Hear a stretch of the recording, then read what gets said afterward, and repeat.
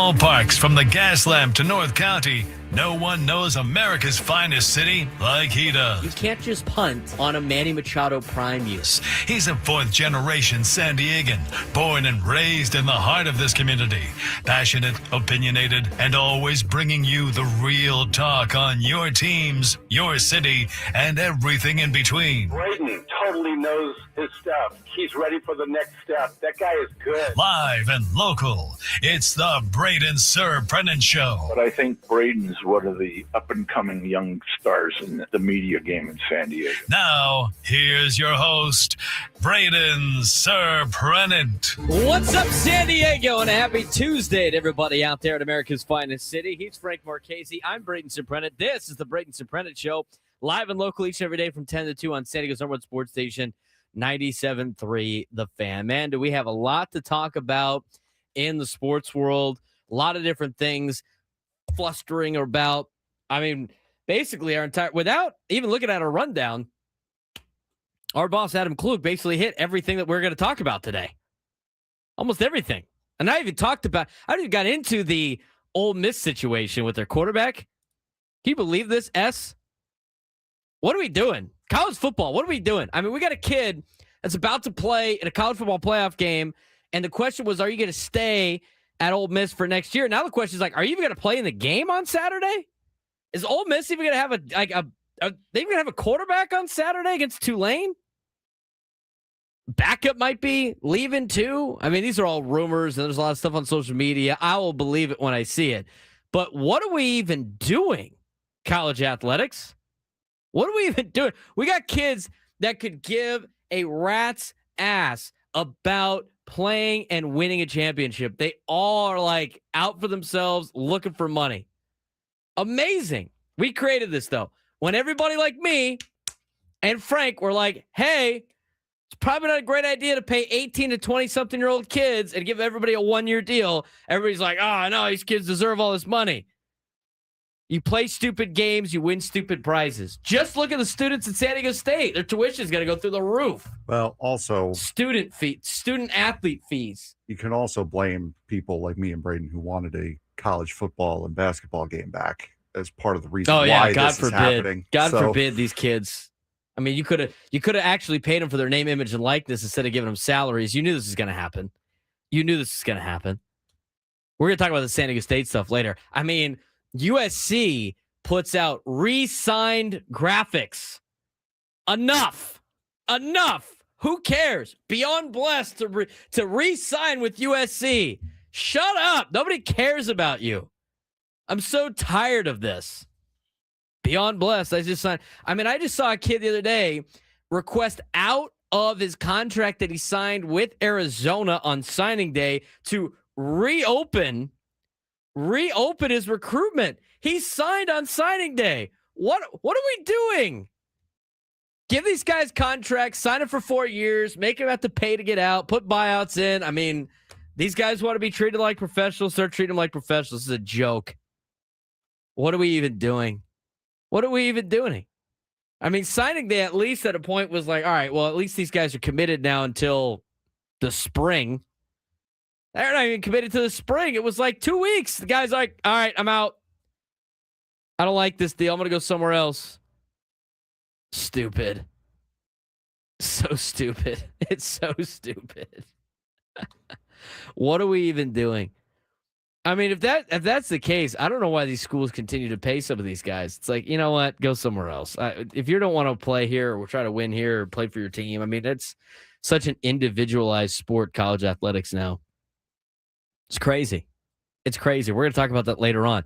What else is crazy, and kind of where we wanted to start our first hour, and it's about Major League Baseball. It's about a former Padre signing a contract. Ha-Seong Kim got $20 million yesterday. He got $20 million. Ha-Seong Kim. That is kind of absurd, if you ask me. But based on the market, based on how everything's going, Ha-Seong Kim is a $20 million a year player. He got a 1-year, $20 million deal. It's the latest example of how Major League Baseball's middle class is getting paid like superstars. I mean, it perfectly illustrates how crazy the market has become. Ha-Seong Kim, $20 million, the third highest paid player on the Braves right now. I would consider Ha-Seong Kim an above average shortstop. Like, I'm not going to sit here and say he's not a great shortstop. He's a starting shortstop, probably an above average guy, but he's 30 years old. He's coming off of a season where he hit 234 with 5 home runs and 17 RBIs. I know he's good defensively, but he missed half the season recovering from shoulder surgery, and he got a 1-year, $20 million deal. I mean, that's a lot of money. I mean, that's the going rate for like an average or above average shortstop in Major League Baseball. I mean, he declined a $16 million option and still got a $20 million deal on 1 year, despite coming off of surgery, minimal production, and being claimed off waivers this season. He got a $4 million pay raise. The Braves, I mean, they're basically, they're Alex Anthopoulos openly admitted that they talked long-term but settled on a 1-year deal to reset Kim's market. Which means we're gonna let this guy. We're gonna overpay this year and then let somebody else deal with it next year. In the same week, Mike Yastrzemski signed a 2-year, $23 million deal for a 241 platoon outfielder, 241 hitter, platoon outfielder, and Robert Suarez signed a 3-year, $45 million deal. I know he's a closer, but he's still a reliever, and he's going to be used as a setup man at age 35. These are solid players, but these are not franchise-altering talents, yet the dollars scream star-level investment. This is what the market is now in Major League Baseball. This is why I find it hard to believe that the Padres, which we saw an article yesterday that we're going to talk about later on, of having $20 to $25 million to work with, are not going to be able to fill all the needs that they have. At least get good players for that.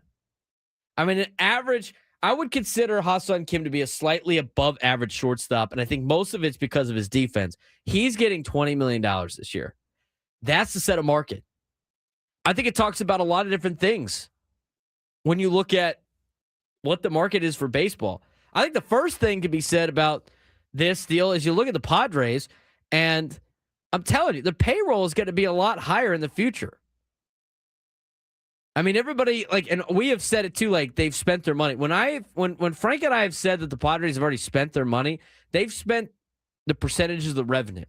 I think you got to view this as percentage of revenue being spent. And I think all of revenue for baseball continues to go up, and so the percentages will change. But this salary cap with the luxury tax, or the luxury tax in general, that needs, even if you don't add a salary cap or a salary floor, the luxury tax is not matching what teams are spending. It's way too low for luxury tax payments. It's way too low. I mean, the Braves' estimated payroll for 2026 right now is $260 million. I mean, the Padres are expected to be a top 10 payroll in 2 years. If everything continues, if they just spend the same, they're going to be like a 15th highest payroll. And again, to me, as long as they're like in the top 10 of percentage spending, I think it's fair. But for everybody that said, oh my God, they're not going to be able to afford anything in the future, they got to trade away, the answer is no. Everybody continues to make more money. They're not going to be able to improve anything. I'm telling you, I said it last year. I said, give it a couple of years and Xander Bogaerts' contract will be fair. It will be fair. Everybody wants to like cuss and discuss about that. We're going to talk about Xander in just a second. But you give it a couple of years, it's going to be fair. Keep looking at the Padres contracts right now. Fernando Tatis Jr.'s contract's a steal. Did you know this offseason, if he didn't sign that extension, this would be the offseason that Fernando would be a free agent? How much money is Fernando making in free agency this year? $45 million. Oh my God, guaranteed. It's not even close. Fernando Tatis Jr. wishes he was a college athlete right now. He would have got a 1-year contract every year. Enter the transfer portal. Makes so much extra money. I bet you all the pro athletes would rather be college athletes right now with their 1-year deals entering the portal. I'm going to make tons more money. I'm going to make tons more money. That's what the going rate of a quarterback is at this point. It's where the market's at. I mean, he's a steal. You want to talk about a super steal? You talking about Jackson Merrill? I think Jackson. I don't know how many years Jackson Merrill had left. I think probably 4 or 5. I think he only Before he played signed. 1 He year. only played so one he's- season. Yeah, so he would have the 2 renewable years and then the 3 ARB. You get years. 6 years, right? Yeah. So like You get 3 he would have. renewable and He's 4 3 years ARB. away from free agency if he didn't sign the extension. 1, 2, 3, 4. That would make him a free agent in 2030. In 2030, he's going to make $21 million. For him in 2030, in 4 years, he would be 26 years old.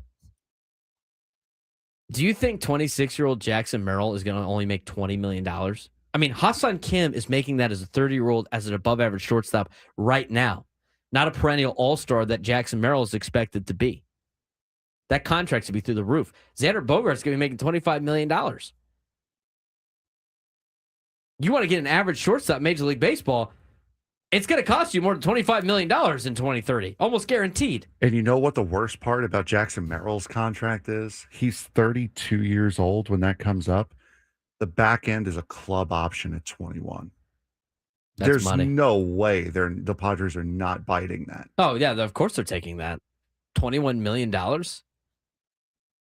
For Right. as much as the Padres have gotten S for some of the contracts they've handed out, That's I'm telling you right now with the that's going rate. That's a Ronald Acuna contract. Yeah, these are great. I'm telling you. It's like, well, everybody thinks about all this money they're going to be spending in the future. All these estimated luxury tax payrolls, right? They already got $192 million on the books for next year, for 2027, sorry. 162 in 2028. I mean, if you go down to 2032, it's already $121 million. I'm telling you, that's going to be the going rate of business. How does this Ha-Seong Kim contract look at Xander Bogaerts' contract? We're going to take a look at that right now. But first, we're going to take a break. For everybody that was all upset about the Xander Bogaerts contract, and again, it's the years, right? Like, what is it going to look like when he's 30-something years old? He's getting paid $25 million. I'm telling you, these next couple of years, this contract's going to look relatively affordable. I'll explain what I mean when we come back on the Braden Surprenant Show, San Diego Sports Station 97 through the Fan.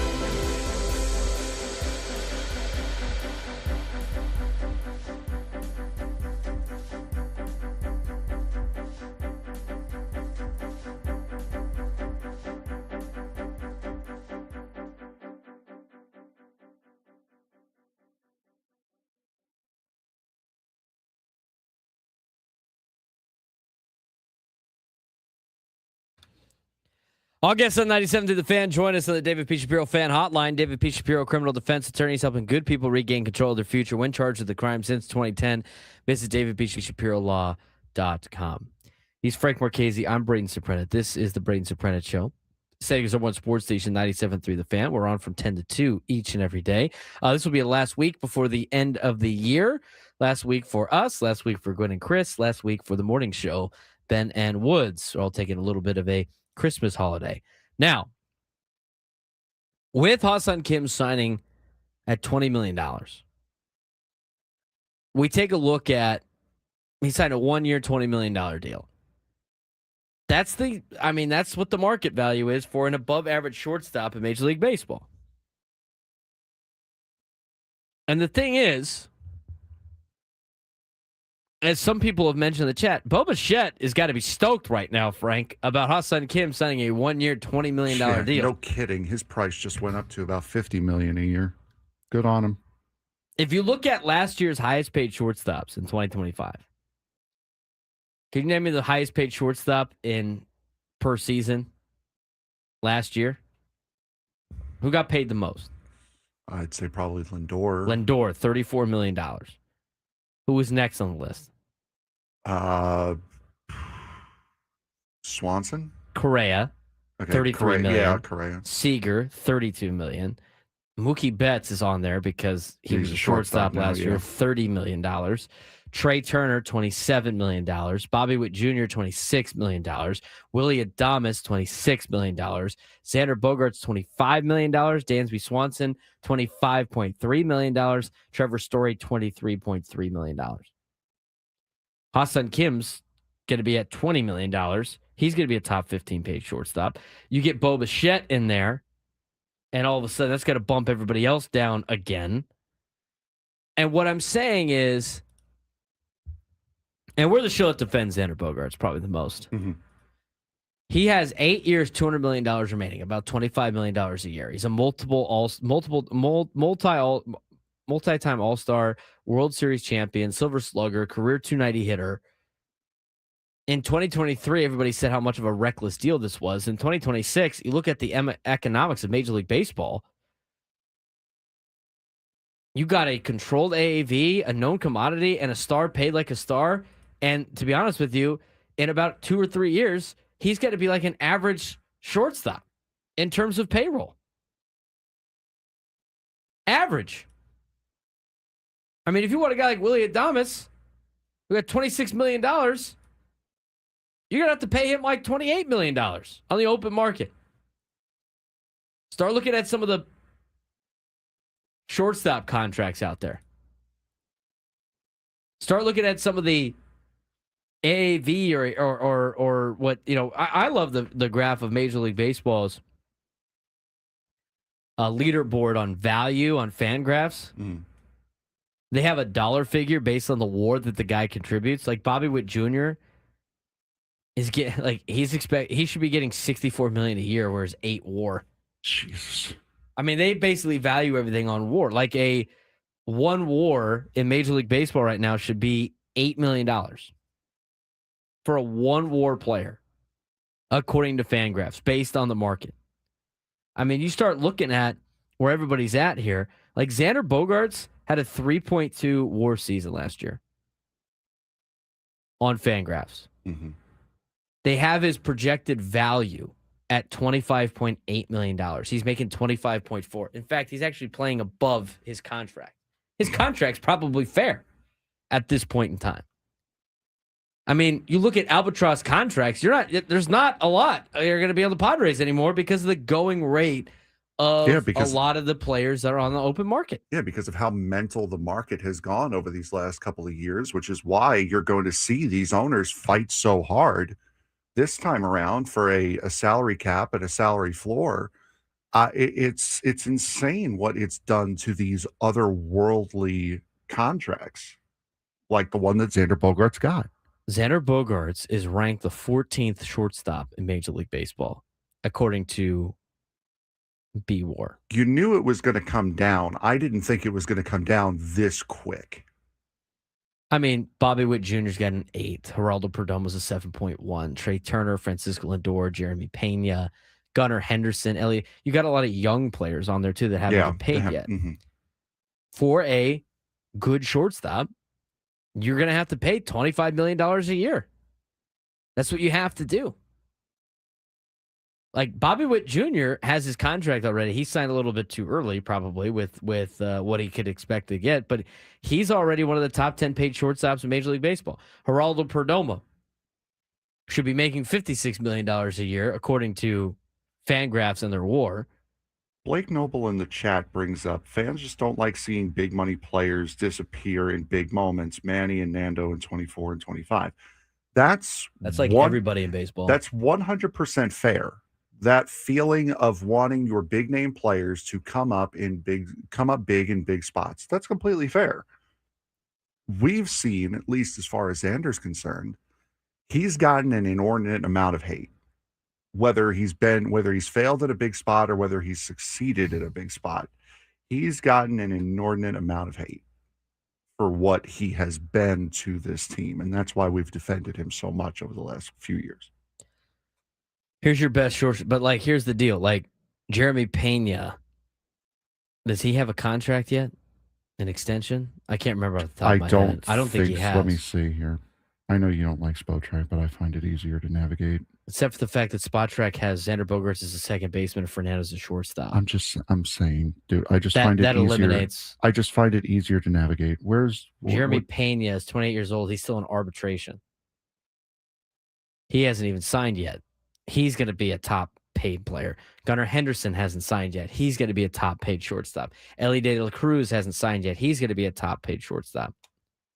Bo Bichette hasn't signed yet. He's going to be a top paid shortstop. Mason Wynn hasn't signed yet. He's going to be a top paid shortstop. Jacob Wilson hasn't signed yet. He's going to be a top paid shortstop.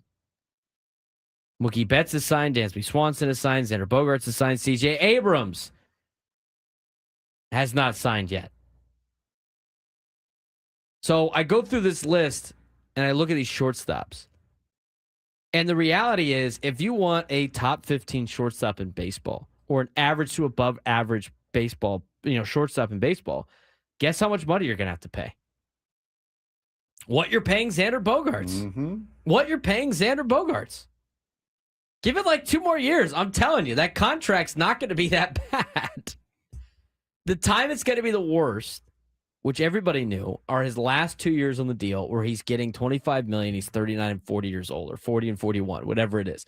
But when you sign these deals, you have to add the years to make the AAV more affordable in order to get the player. You want Xander Bogaerts? Well, you're going to have to pay him X amount of dollars. You don't want to pay that over, you don't want to pay $30 million a year for him on the AAV. Give him a couple extra years. He's still getting the same amount of money. He's still getting the money value that he wants. He gets more security with the 2 extra years. And you know what? You're paying for his prime. And then the last 2 years are basically almost deferred money. And there is also a chance that you can move him because with how, like towards the back end of his contract, not right now, because if he still has a little bit of play left in him, you can package him. You can kind of do what Seattle did to get rid of Robinson Cano and bail out of the last couple of years of that deal, which is trade him with a big prospect that you most likely wouldn't really want to get rid of.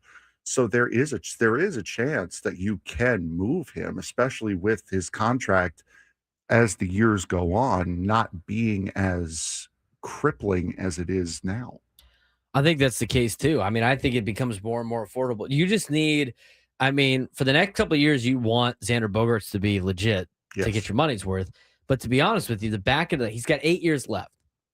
The last 4 years, or really the last 5 years, you just wanted to be an average baseball player. Mm-hmm. That's it. Because that's how much average baseball players are going to go for that play his position. They're going to go for about $25 million. Now, what is the other factor to this is the new CBA. And this is why teams are talking about a CBA and everything like that. I mean, the revenue's probably going up. That's why these guys are getting paid like this. But average players getting paid $20 million is kind of crazy. If you look at that list, they have the top 26. These are the guys that qualify at shortstop. I mean, Carlos Correa is getting vastly overpaid. Yes. Because he got a 2.5 WAR. he should be getting paid $20 million. I like this value thing because it gives you like who's getting underpaid, who's getting overpaid. And if you look at Xander Bogaerts, it's pretty much on par. It was in the CBS article that I wanted to get to later on in the show about like who the Padres could potentially trade. They listed Xander Bogaerts and what he has done for the Padres based on what they've paid for they've pretty much gotten the value out of it. They've pretty much broken even on the deal. I think it's hard to argue against that. We just see the money. My entire argument with this is you look at $25 million, you think that's, oh my God, it's a ton of money. He's being paid like a star. $25 million a year is not getting paid like a star anymore. That's kind of like that's an above average contract. And you know what he is? An above average player. Yeah, these contracts are actually maturing better than you would think, Frank. Yeah, that's what I said before. You knew that Xander's contract was going to come back down to reality and not look as crazy. I just didn't think it was going to happen this quick. Let's talk about the Padres in general with their contracts. We got to take a quick break, but has the narrative on Padres contracts been completely backward? I'll explain what I think when we come back on the Braden Surprenant Show. Setting us over at Sports Station 97.3 The Fan.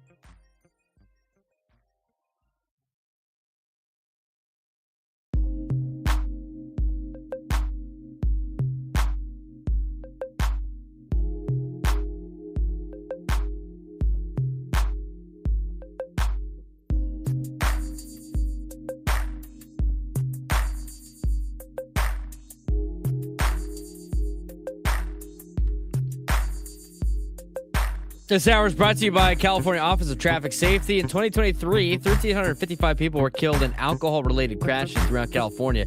Driving under the influence of anything is dangerous, illegal, and has serious consequences. Don't be the I in DUI. Go safely, California. Got a lot to talk about with this Ha-Seong Kim news that he signed with the Braves for $20 million. I think it leads to a different topic or a bigger bigger topic of discussion on a sense of the Padres contracts and how a lot of them, and this is the exact kind of signing I was hoping for, to kind of show, and I tried to prove this point a couple of years ago on a different show, about how the budgets are going to constantly be going up. You got to look at percentages of revenue being invested into the team, more so, Frank, than just the dollar figure. Because if you start looking at some of the best and some of the top teams in Major League Baseball, they're reaching some high levels of payroll, and it's because the going rate for average players continues to rise. I mean, if the Padres want to hang around $200 million, which is fine, in a couple of years, $200 million is going to be a middle to bottom half of the pack in payroll in Major League Baseball. Correct. Yeah. It's also what the teams are willing to pay. So you're kind of doing it to yourself. In order to win these bidding wars, is that you're resetting the market to do this and to get these guys. But it's unless something is done to curb this, i.e. salary cap, it's only going to get worse from here. I think the value of these guys are always going to just continue to go up. We look at Xander Bogaerts' contract. He's making $25 a year. The years obviously suck in terms of like the overall synopsis. You got to pay him till he's 40 years old or whatever it may be. And he's getting $25 a year.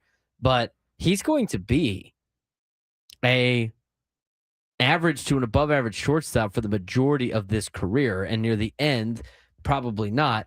But at that point in time, a shortstop's going to be worth, I don't know how much, but it's probably going to be up to 30, 40, almost $50 million the way the rates have continued to climb for these position players. I mean, if you think you can get a good shortstop for under $20 million, I got bad news for you. That's not the case anymore. So with every one of these contracts that gets signed, we're going to wait for Bo Bichette to sign, and Jeremy Pena is going to sign in a couple of years, and Gunnar Henderson and Ellie De La Cruz and all these players that are young and right now affordable. If you want to get a player like them, you either have to pay a premium and give them a bunch of years because everybody's going to want that big contract, right, when they get to the age, or you're going to have to do a better job of developing players in your own organization. And even then, I think with the new CBA, I mean, I would imagine the minimum salary for players in Major League Baseball will continue to rise. So you look at this, and I just think, I think the Padres had been criticized. They still get criticized today. Like Ken Rosenthal talked about, how the Padres have spent all this money and they can't afford it. And they're going to have to trade away people. I don't think they're going to have to trade away anybody, to be honest with you, because these contracts are going to be relatively affordable as this moves on, and everybody's payrolls are going to continue to rise with revenue going up, but also the cost of doing business continues to rise in Major League Baseball. So for the Padres that were mocked for, paying stars and locking in AAVs, I mean, honestly, a lot of average players cost nearly the same as some of the above average players, in fact, not stars that the Padres currently have. And most of the Padres deals right now look really normal. Yeah, they look really normal. They look really well put together. And again, like I said at the end of last segment, you knew that this was going to happen eventually. You knew that the shock and awe of these contracts were going to come down. I didn't think it was going to happen within 3 years. I thought this was going to be more like 5 or 6 years that these contracts were going to start to look normal. But just with the way that this market has exploded, the way it has, they look like normal contracts now. Jackson Merrill accounting for $15 million It's a towards steal. the luxury tax. It It's is ridiculous. It is a Ronald Acuna Jr. contract. And I think it goes back into the trade conversation, right? Because the Padres have to trade to try to free up salary and find better players, right? That's been the narrative this entire offseason. And we've had to play process of elimination to potentially find that. And it's interesting. I did see that article. I sent it to you last night. That was from, honestly, before our show yesterday. And I just saw it. But it was a look from CBS Sports by Mike Axisa, Axisa, A-X-I-S-A. I don't know how to pronounce this last name. Bless you. Yeah. But he goes through and talks about, who could potentially be traded. And he basically pokes a hole in everybody that's on the list. Like, number one on the list was like Ramon Laureano. But if you trade Ramon Laureano, you're Axisa. That's a hard name to say. Axisa, according to Adam Klug. If you trade a guy like Ramon Laureano, he's better than the $6.5 million that you have to pay him. You're not going to get a replacement for that kind of money unless you find some cheap, young, controllable outfielder in the process. That doesn't even save you money. You're already saving money with Ramon Laureano on your roster, Frank. The going rate for a player like Ramon Laureano is a lot better than $6.5 million. Yeah, it absolutely is. But if you're going to trade a guy like Ramon Laureano, you're going to want a young, controllable outfielder in return. Correct. That's the only way to make that possible. Exactly. Because that was the Padres' biggest hole all year last year was left field. And how well, not only in the field, but also with the stick, that Laureano filled that hole. That's irreplaceable at the moment. I don't know if Laureano qualified, but like I pulled up that shortstop sheet, right? Mm-hmm. That talked about Laureano might be in a right fielder category. Well, I put outfield only. Oh, okay. He's not popping up for some reason, but I mean, if you look at the value, like Fernando, according to Fangraphs, with the value, he for his WAR 6.1 WAR, he's valued at $48.7 million a year. The third best outfielder in Major League Baseball, according to Fangraphs.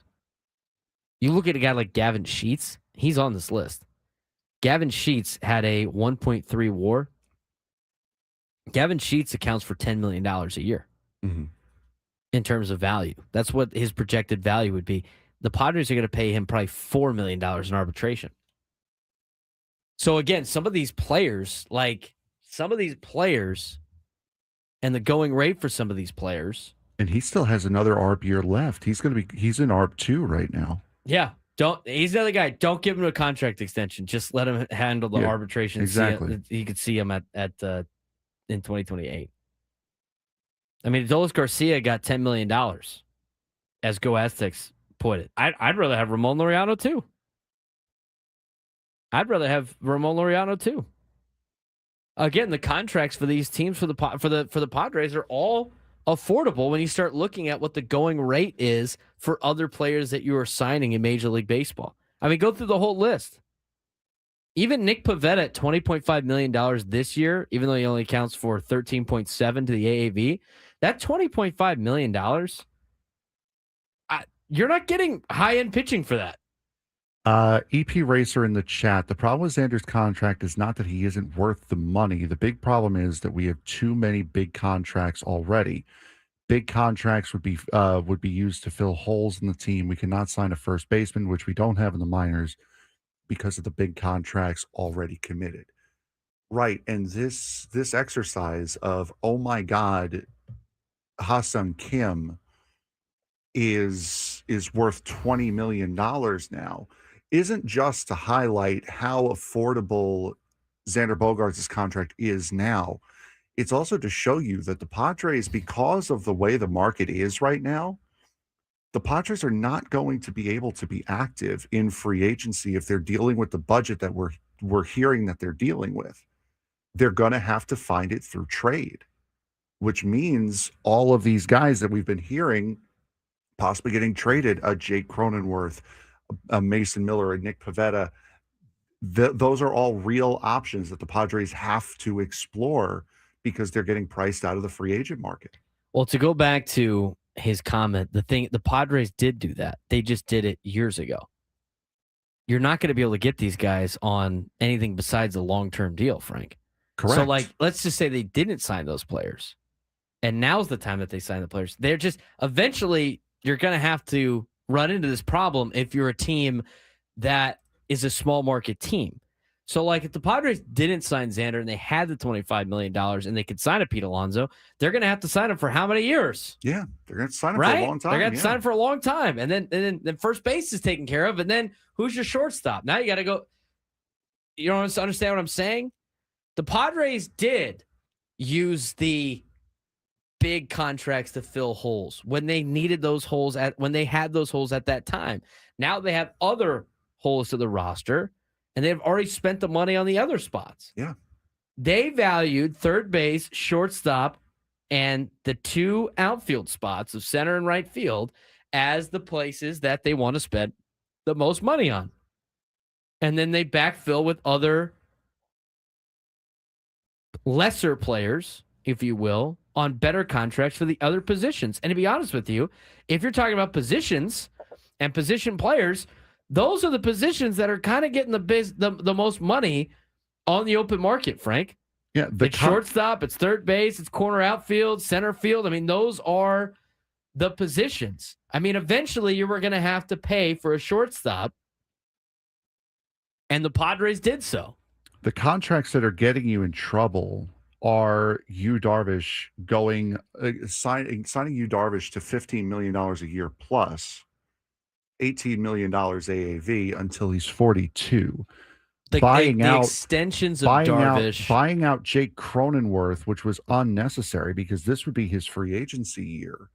Those are the contracts that get you in trouble. It was the overspending that they did as compared to the necessary spending that they did on guys like Manny and Fernando and Xander and Merrill. That's what got you in trouble. See, I agree with that. It's the extensions.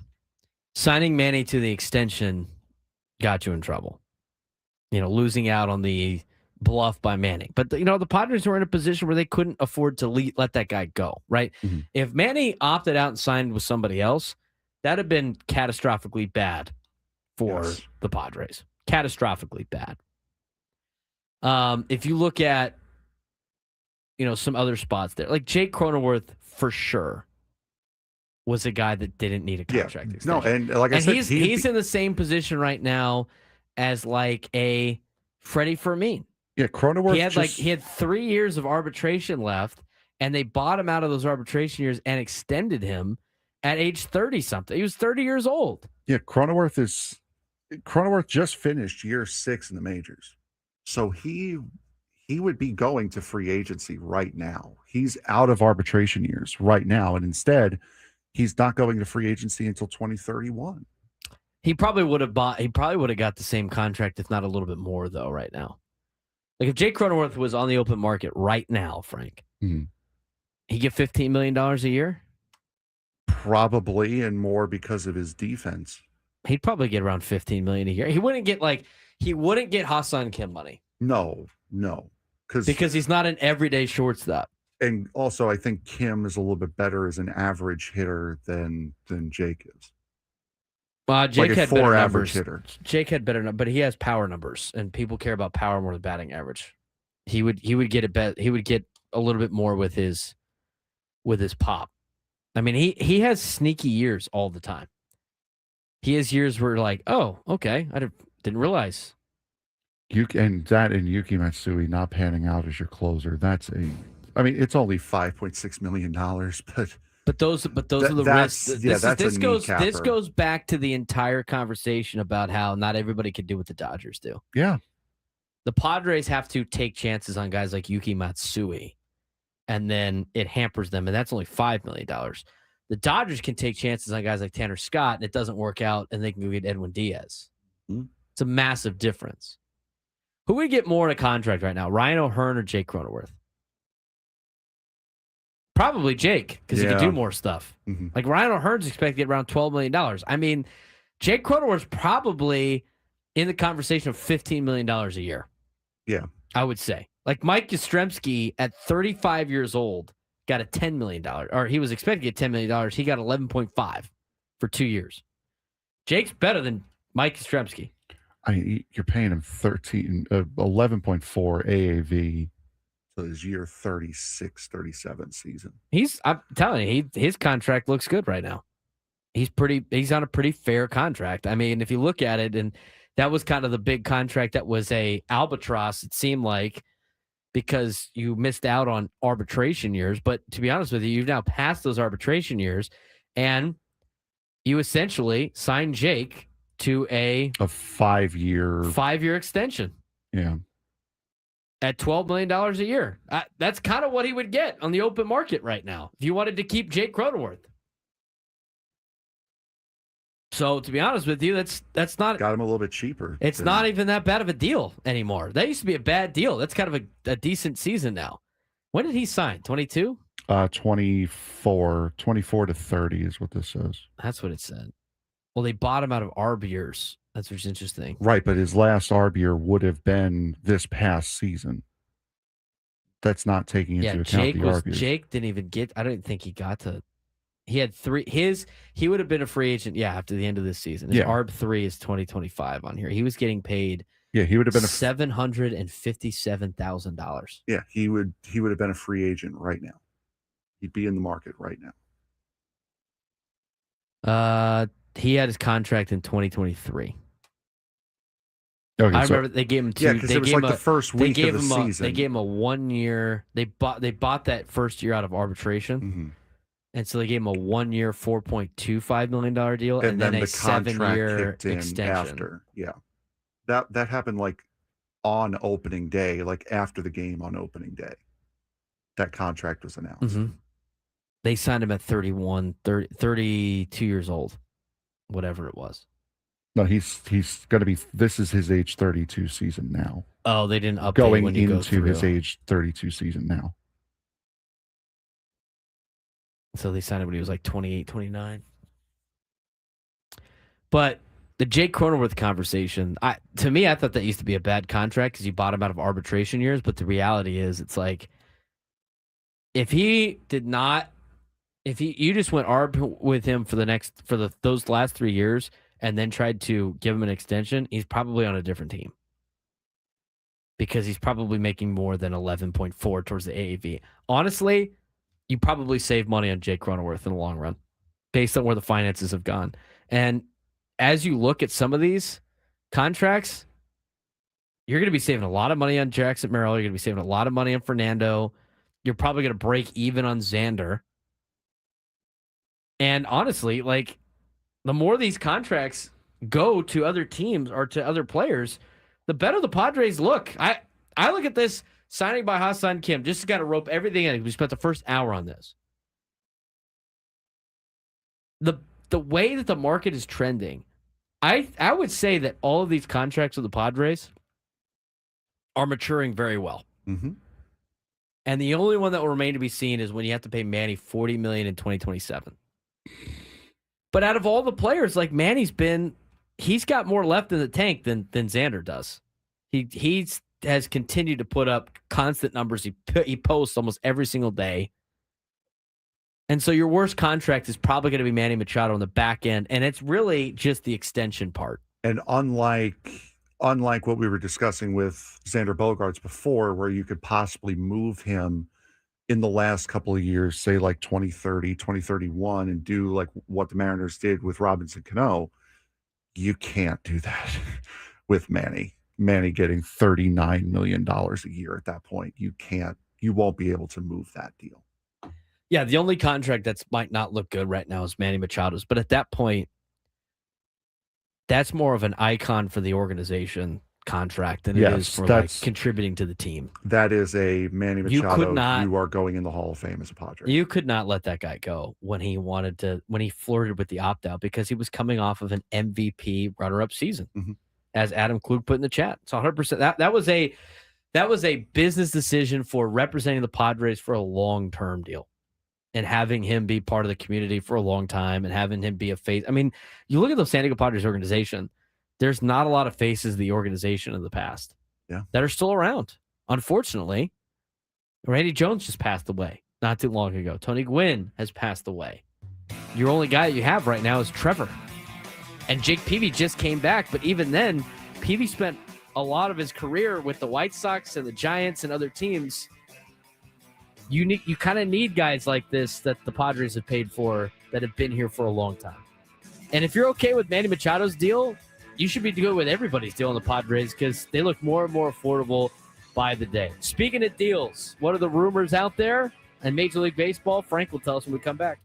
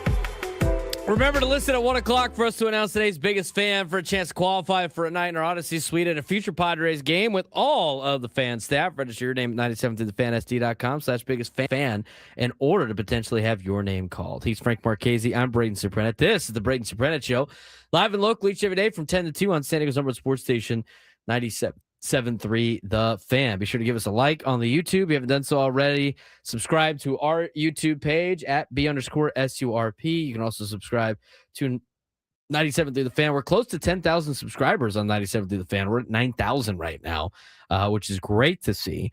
So keep giving us those subscriptions. Again, it's free to do it. We've also got quite a bit of a streak going right now. As far as the 97.3 The Fan YouTube account, we have been the most watched show for at least the last 6 days straight. So thank you all very much for that. Thank you. Everybody's commenting on Ben's picture behind us, which is hilarious. I'm not going to mention on air. If you want to see it, it's on YouTube. And when you go there, give us a like. I was going to say, if you find subscribe. it, Yeah, exactly. Do all of that stuff. Anyway, 833-288-0973, 833-288-0973. Let's get to the latest rumors and trade talks for Major League Baseball. What's going on out there on December 16th, Frank? And again, all of this comes from MLB.com, reading through the top free agent, the MLB rumors of trades and signings. So right now, the top deal on this here is what Adolis Garcia's signing means for the Phillies. Phillies president of baseball operations, Dave Dombrowski, said that the Phillies outfield is pretty much set after the team finalized a 1-year, $10 million deal with Adolis Garcia on Tuesday. Reading between the lines, that likely means that free agent center fielder Harrison Bader is out. Philadelphia plans to move forward with Garcia in right, Brandon Marsh in center, and prospect Justin Crawford in left, with Otto Kemp and Weston Wilson also in the mix. The Garcia signing comes after the Phillies reunited with Kyle Schwarber on a 5-year, $150 million deal at the winter meetings. They have also offered. They also have an offer out to free agent catcher JT Realmuto. As for the incumbent starting right fielder Nick Castellanos, the Phillies have said multiple times this offseason that they're trying to find the righty slugger a, quote, change of scenery, despite having 1 year and $20 million remaining on his contract. So the Phillies look like, other than this Castellanos trade, it looks as though they are set and ready to go with what they've got for 2026. Yeah, it sounds like they're going to try to trade Castellanos to the end of the offseason, and if they cannot trade Castellanos, they're just going to let him go, as you mentioned before. 1 year, $20 million for Nick Castellanos at age 33. I don't know if that's worth it. But you know what? If they release him and nobody picks him up off waivers, which nobody will, then the Phillies are paying him $20 million. You can sign him for a league minimum. Yeah. I mean, that's not a bad bat off the bench, I guess. Yeah, no, absolutely not, especially if something tragic happens. Cronenworth for Cast. Come on. That would be catastrophically bad in terms of money, payroll. The D-backs could still trade Ketel Marte even after signing Merrill Kelly. The decision to sign pitchers Merrill Kelly and Michael Soroka will not keep the D-backs from trading second baseman Ketel Marte. MLB.com's Steve Gilbert has reported that moving Marte is still an option for Arizona, and the Athletics' Ken Rosenthal reported the same on Monday. Rosenthal also reports that the D-backs want MLB-ready talent in exchange for Marte, but would also consider prospects who could be used in a future trade. So it sounds, at least there, like Ketel Marte, one, is not an option for the Padres, or two, are in a very similar situation to what the Padres are looking for as far as a trading partner. Trying to get more starting pitching help? No, either MLB ready talent, Oh, yeah. or somebody that they can flip, a la what they did with Drew Thorpe. They're trying to dangle the carrot a little Yes. bit. But also, the problem is for the Diamondbacks is the reports that he was bad in the clubhouse. So people know, or organizations know, that they want to get rid of Ketel Marte. Mhm. And when organizations know that you want to get rid of a player, either shedding payroll or trying to get him out of the clubhouse, they lowball you because they know you want to get rid of him more than They want to get him. they want to get him. It's the same thing with, the other potential contracts out there for the Padres to trade. Like that, they're going to get lowballed on any type of dangling the carrot of players that they want to just cut the payroll for. So that has to be a factor when they play the game. Everybody knows this is what they have scouts for. They understand who's available, who's not, why they're available, why they're not. And I think it's going to be hard for the Diamondbacks to trade Ketel Marte and get a huge haul back because people know that he was a problem the last couple of years in the clubhouse. People know there's a reason why the Diamondbacks want to get rid of this guy. And because of that, they're going to get lowballed in certain areas. So I don't think they're going to get the return that they expect to get for Ketel Marte. I bet he probably stays on the Diamondbacks unless somebody gets desperate for a middle infielder. I think he's probably going to start the year on Arizona, and if he's going to move, it'll probably be at the trade deadline when the tables flip on desperation. I agree with that. I can see that. The Kansas City Royals could still look to acquire another outfielder, namely Jarren Duran from the Red Sox, even after signing free agent Lane Thomas and trading with the Brewers for Isaac Collins, according to a report from Ken Rosenthal of The Athletic. Kansas City believes it would likely have to part ways with lefty Cole Reagans to acquire Duran. Rosenthal reports, though talks are said to be still preliminary.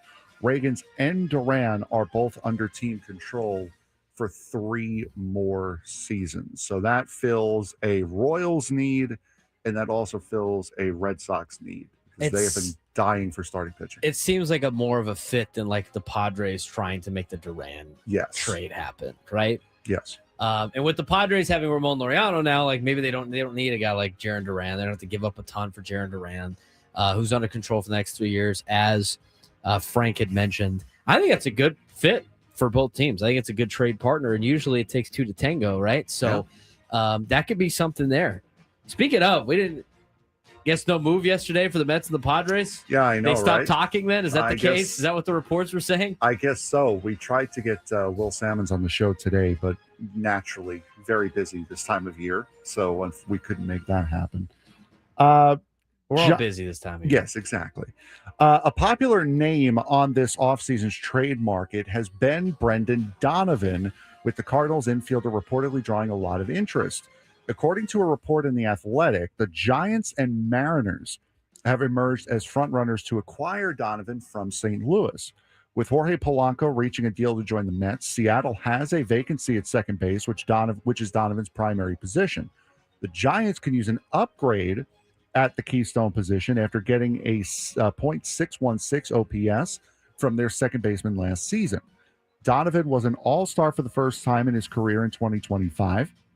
And for the season, he posted 287 with a 353 and a 422 slash line. He is a versatile player defensively, appearing at shortstop and in left field, in addition to second base. So it looks as though Donovan is going to be coming to the West Coast if he is traded.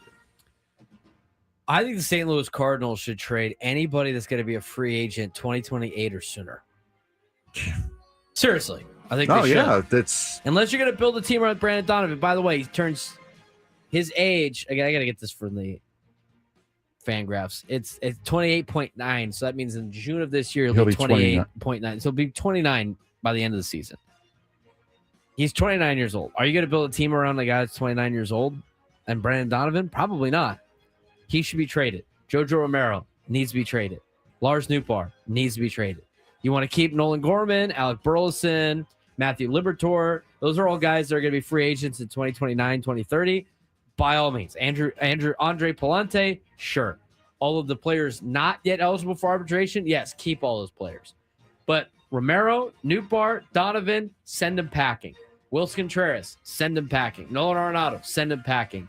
I think the Cardinals are going to try to do all of those things either during the season or during this offseason if they really want to go all in on reshaping this Cardinals team. And I think they should, because they haven't made the playoffs the last handful of years, and they are in a spot where it's probably time to start the rebuild. And you know what? If you do things the Cardinal way and you got the smartest fans in baseball and all this other stuff, They'll understand. They'll understand. And I'm sure it'll be fine. Just like they sold out all the games last year because they're the best fans. Well, Where did they go? I thought they were enjoying the, prospects coming up. Isn't that what baseball fans love? They went to Chicago. Yeah.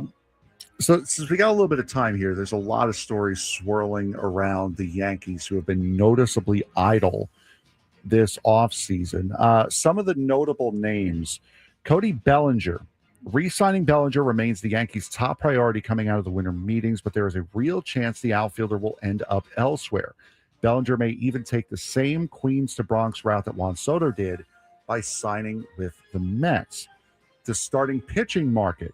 According to MLB.com's Mark Feinsand, the Yankees are one of the suitors for free agent right-hander Michael King, who has spent his first 5 seasons with the Bronx Bombers before being traded to the Padres as part of the package for Juan Soto.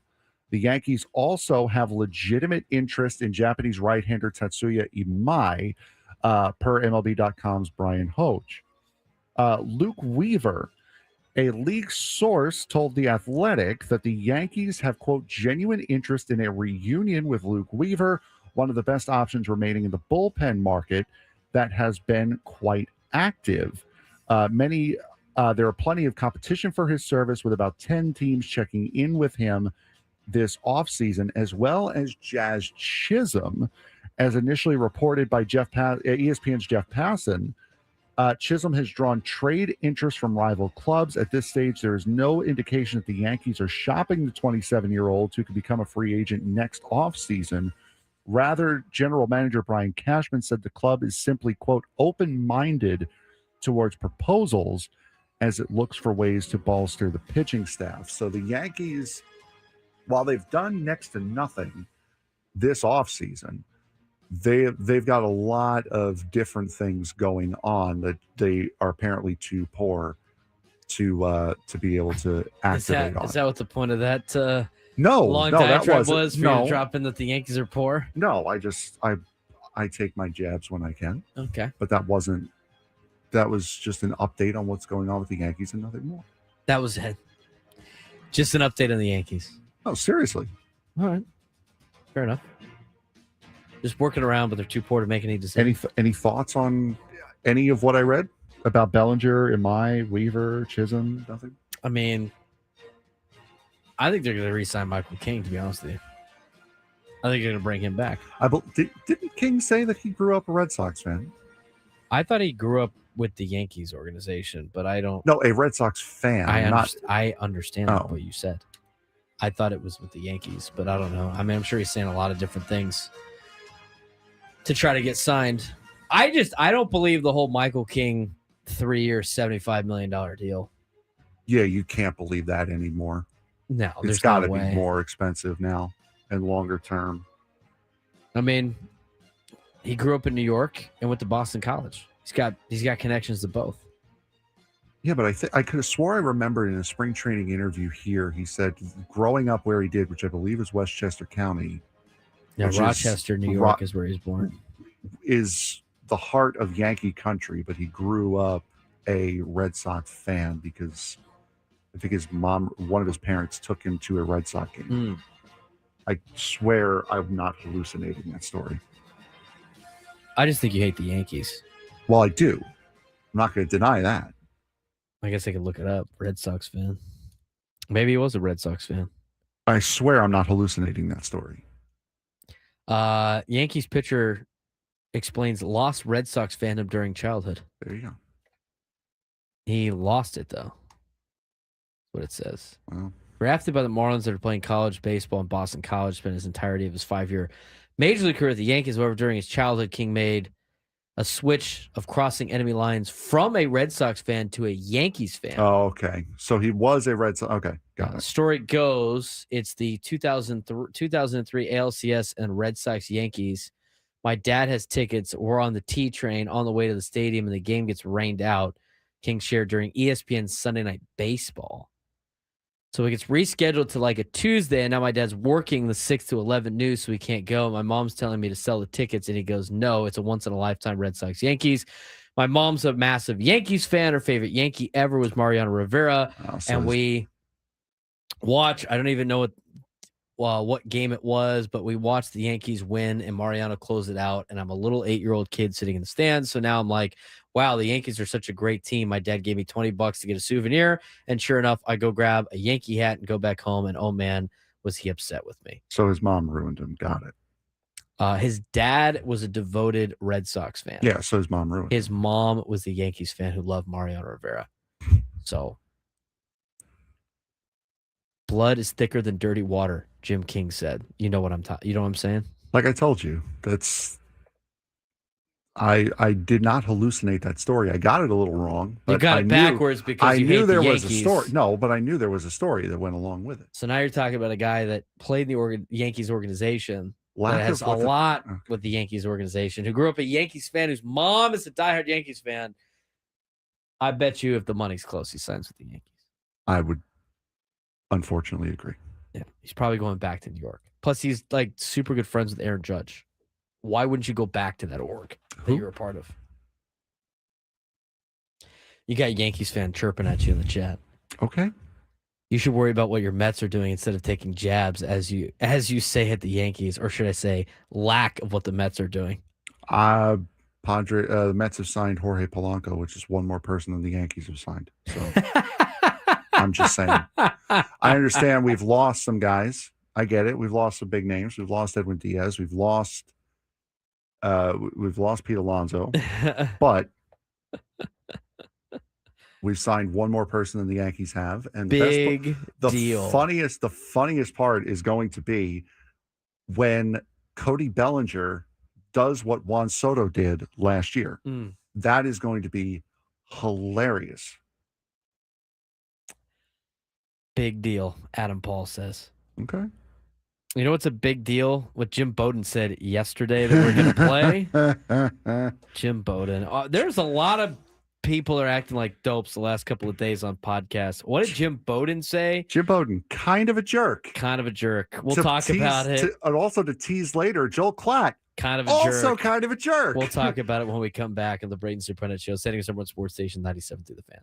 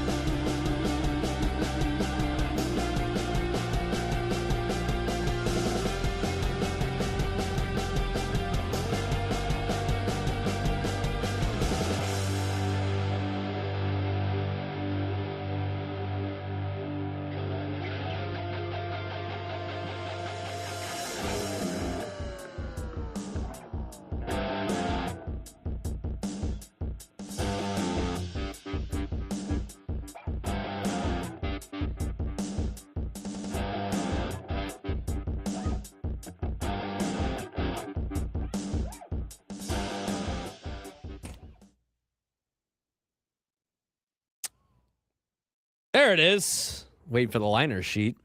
This hour 97 through the fans brought to you by Mission Fed.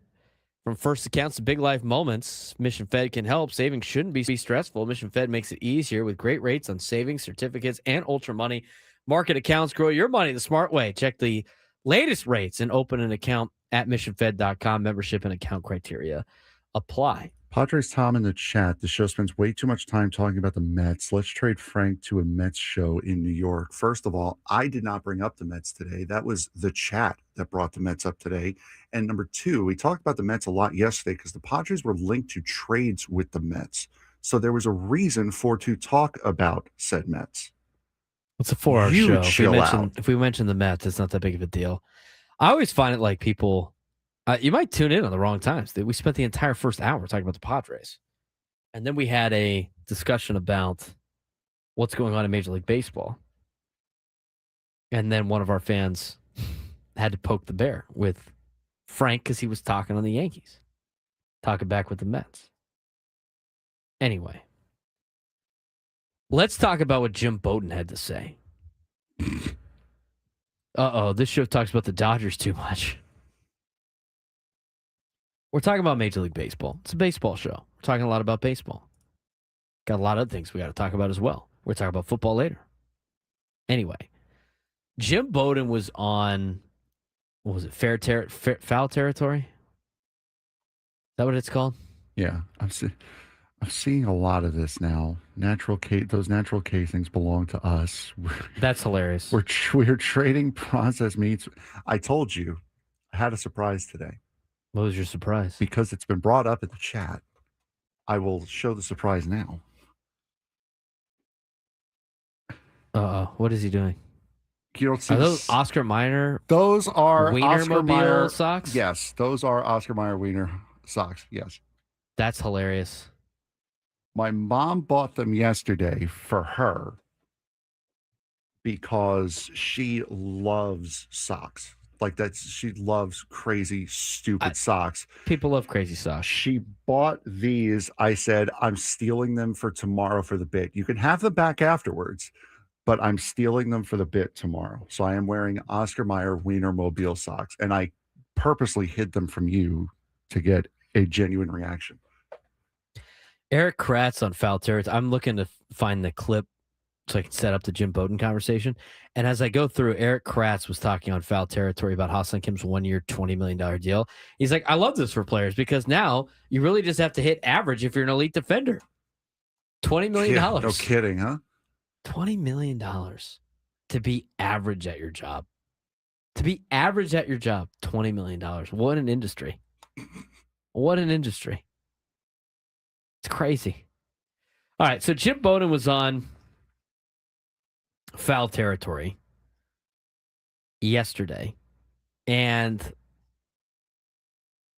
I was trying to, and he's talking with, oh man, what was that Brzezinski? Is that Yes, AJ Brzezinski? Yes, it's AJ Brzezinski. And he's talking about the competitive balance tax and how the Dodgers competitive balance tax is more than 16 teams' major league payrolls. And then he went on to say some other dumb things. But here's Jim Bowden on Foul Territory talking with AJ Brzezinski about spending money and payroll and the big markets.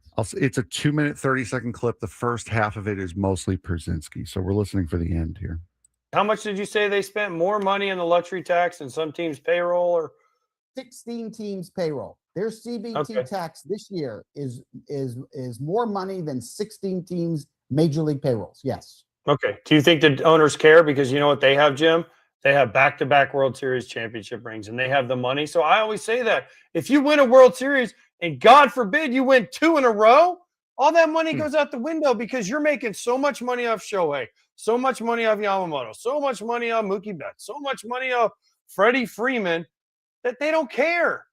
That's the thing that I don't know that owners understand is that if you actually win and you actually win a World Series, it makes it all worth it. I don't care what you have to spend. Now, it's easier said than done to win that World Series, but that money, I know that's an amazing stat we just threw out there. Dodgers fans, Dodgers owners, nobody associated with the Dodgers gives 2 craps about how much money they spent because they have 2 rings. Yeah, well, they have the revenue to do it, though, too. They're making money. They're printing it. They've got. No, they're not. They're not as making. Jim, didn't you hear Hal Steinbrenner the other day? They're not making as much as you think they're making. Okay, the Dodgers it's aren't, all. The Mets aren't, but the Dodgers are. They absolutely are printing way more money than anybody else. The New York teams aren't even in the same ballpark, and they're being run by guys that really know what they're doing and they care about humans and character and makeup, and they only bring in good people. That's what they do, and talent. And yes, they'll spend to the highest paid players, but when they spend, they don't spend more than what the market is for these guys. Even the manager, Dave Roberts, yes, he's being paid a little more than Craig Counsell, not much more, enough to make him the highest paid, which he should be on his way to the Hall of Fame. But, I say this because I know Pirate fans, for example, they'll get upset and go, well, it's not fair. I mean, the bottom 15 markets have not won a World Series in a decade. Yeah, I get it. But I tell people as fans, you don't have to be a Pirate fan. You can retire as a Pirate fan or trade yourself to the Dodgers. If you want to see your team win, right now, the Dodgers have got the best chance to win a World Series again this year. So if you want to win, you as a fan, you can go to any team you want. You don't have to root for the team that's your home city. And you can see the Dodgers come play in your home city. They'll come into Pittsburgh and beat you.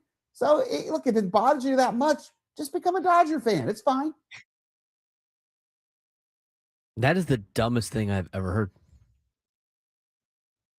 That is the dumbest thing I've ever heard. That is the dumbest thing I've ever heard until we listen to Joel Klatt, which will be equally the dumbest thing I've ever heard. Do I need to go back to the rules of being a fan? Do I got to bring up my rules of being a fan? Yes. Jim Bowden basically said, just be a bandwagoner. It's so easy. It's so easy to just be a fan of whoever wins. Frank, why don't we do that? We should just do that. Good idea. We'll be Dodger fans now. We'll wait for Eagles fans currently, but until the new Super Bowl champion happens, we'll just root for that team after they win the Super Bowl. And, we'll just be big time Georgia Bulldog fans or whoever wins the college football playoff, the national championship. And we'll do the same thing for all the sports. We'll just do that.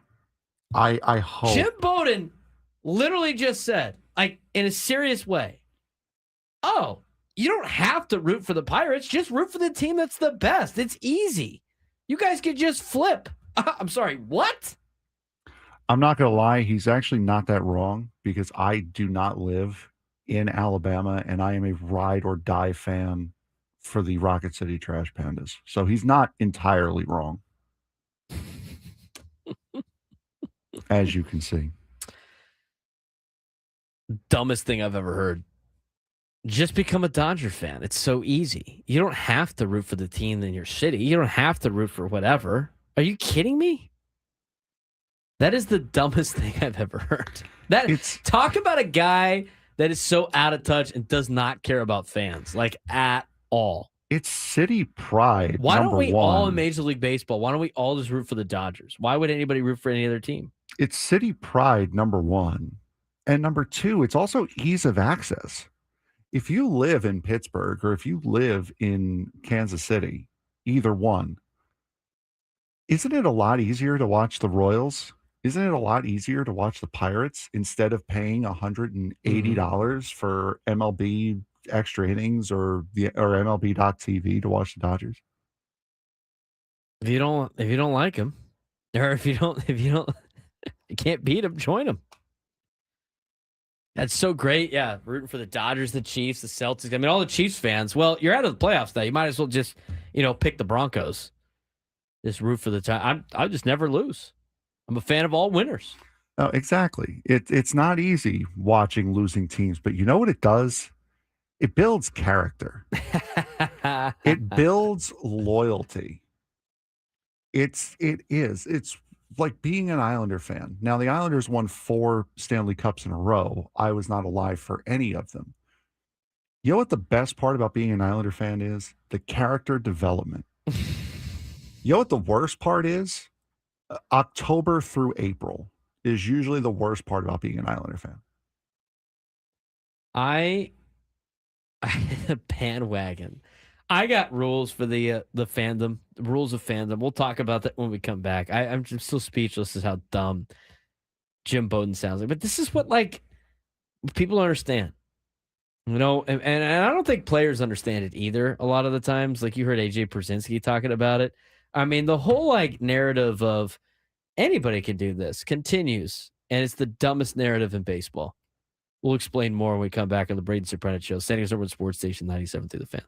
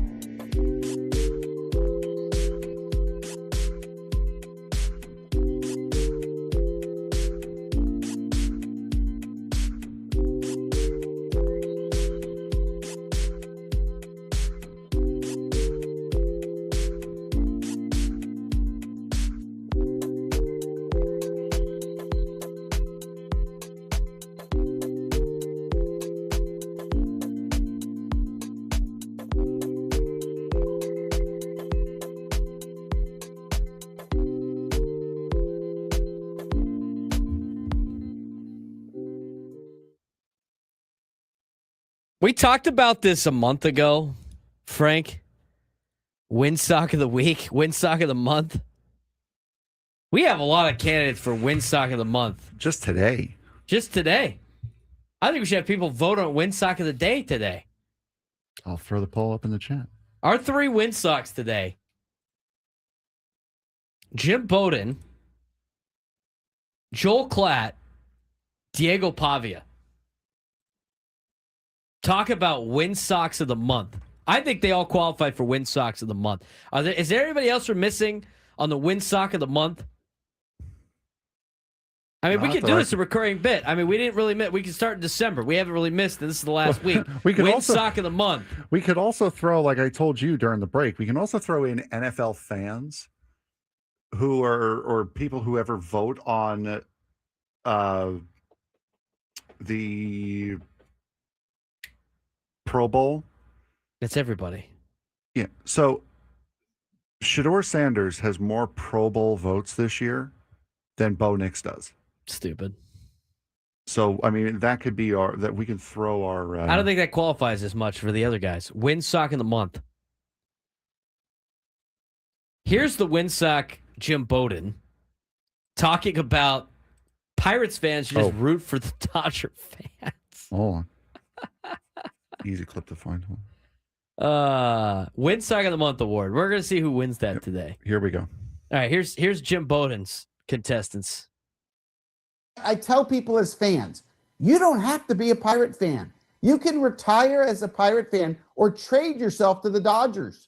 If you want to see your team win, right now, the Dodgers have got the best chance to win a World Series again this year. So if you want to win, you as a fan, you can go to any team you want. You don't have to root for the team that's your home city. And you can see the Dodgers come play in your home city. They'll come into Pittsburgh and beat you. So, look, if it bothers you that much, just become a Dodger fan. It's fine. I tell people. Wow. That's a pretty good candidate right there. Win sock of the month. Jim Bowden telling anybody just root for the teams that are good. I don't know why everybody doesn't just do this. What a novel idea, Frank. Yeah. If I did that, I would never lose. I should stop rooting for like the schools I attended. I should stop rooting for like my home city. I should just root for the teams that are good. Why don't we all do that? I only threw two things in there. You don't want to put Diego Pavia on there? I did by accident. Hold on, guys. Don't vote on that. Don't vote on that. Don't vote on that. Take it away. Get you here in a second. Jim Bowden won, though. 2 votes. Well, I think we've got to play now what Joel Klatt said. Now we're going to play that in a bit. But if they don't know what Joel Klatt said, then what's the point of voting right now? Well, Because you might change your vote. They might change it. They have to wait. Yeah, but they can't change it after they vote. It's only 1 vote per person. You know what? They have to wait and then be patient. We're going to talk. When are we? We're doing that at what time? Whenever you want. Next hour is when I have it. Start the noon hour. Yeah. Okay. You know what? We're about to get to the sports thread. Anyway. So I'll wait. I'll wait on the poll then until after. I'll wait on the poll then until after. We're going to vote on the win sock of the month in the noon hour. We have the Jim Bowden sound, which is fine. We're going to play the Joel Klatt sound, and then we're going to talk about Diego Pavia and what he did over the weekend. What a win sock. How could anybody root for Diego Pavia for what he did over the weekend? This is why I don't care about the Heisman Trophy. Stupid.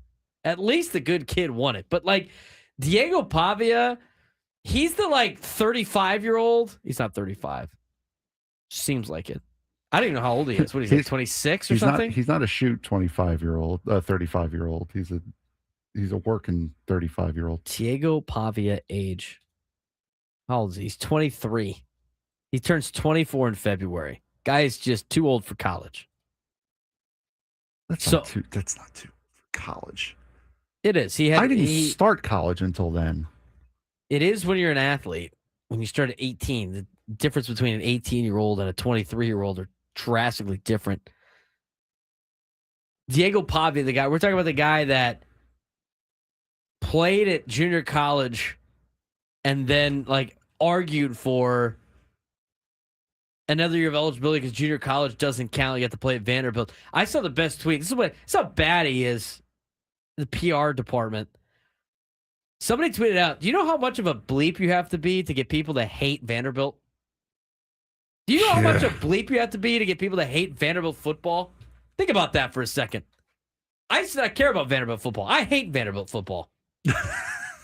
I do. It's all stemmed from this guy. Do you hate Vanderbilt football, or do you hate Diego Pavia? Both.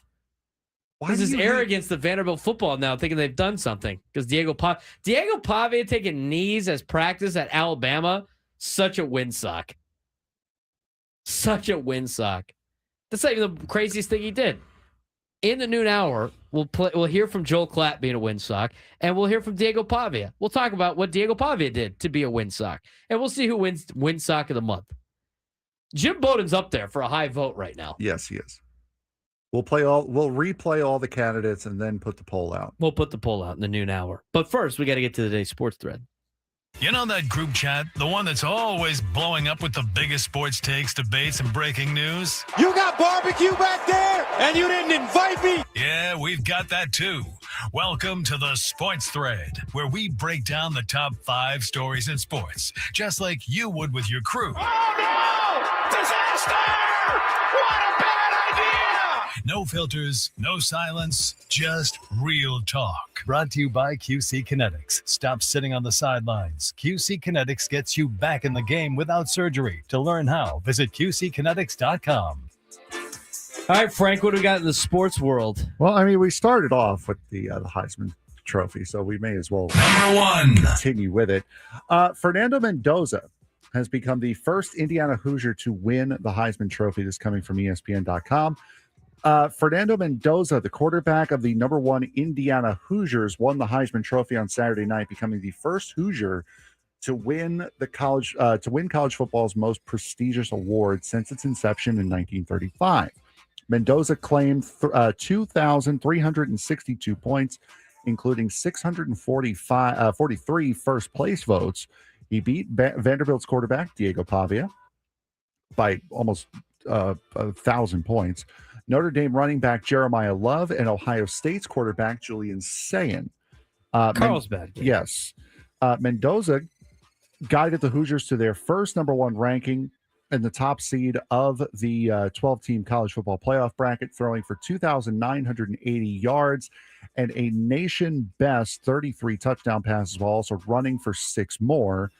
Indiana is the last unbeaten team in major college football, and will play in the college football playoff quarterfinal Rose Bowl game on the 1st of January. So I would say this is a pretty undisputed. They got the right guy this year.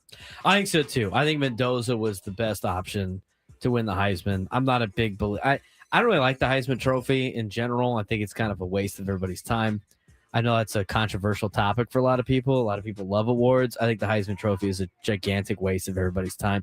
And I think what determines how much of a waste of time it is when you go back and you look at when they play the Heisman House commercials for Nissan, and you go, that guy won the Heisman? Because you're thinking about how they did in the NFL. Yep.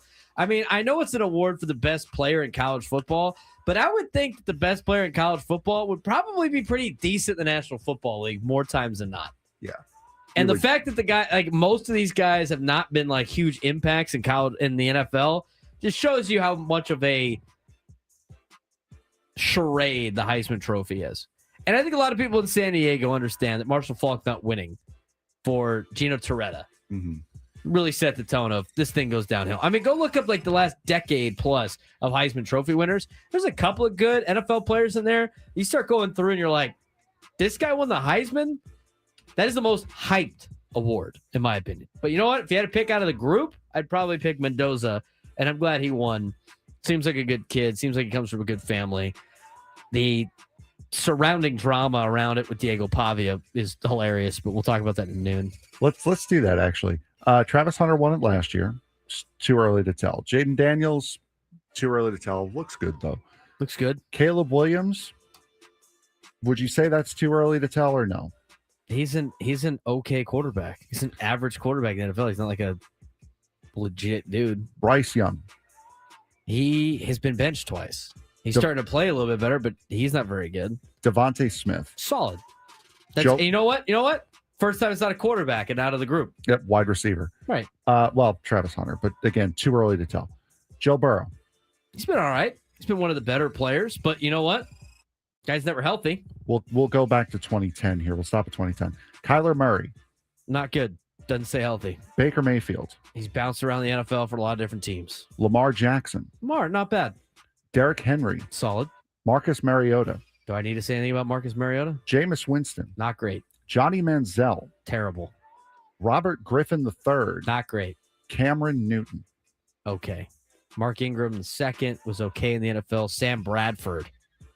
Rough. Tim Tebow. All right, fine. We'll go back to 2000. Troy Tebow. Smith. Reggie Bush. Reggie Bush should probably deserve the trophy at the time, but too small to play in the NFL. Matt Leinart. Wow, yeah, he was great in the NFL, wasn't he? Jason White. I don't even know who that is. Carson Palmer. Carson Palmer, solid career. Eric Crouch. Another one of the Cleveland Brown quarterbacks. Chris Winnick. Never heard of him. Florida State quarterback, winner in 2000. Ron Dane, never heard of him. Ricky Williams, solid. This is the era Charles of Woodson. good players. Charles Woodson, great. Eddie George, great. Rashawn Salam, great. Gino Torretta, Then we Desmond lost Howard, solid. I mean, then you start. Here's where you're cooking. Bo Jackson, Vinny Testaverde, Tim Brown, Barry Sanders, Doug Flutie, Herschel Walker, Marcus Allen. That was back when it was legit and there was other positions winning it. Just confirming, the 80s are better at everything. Number 2.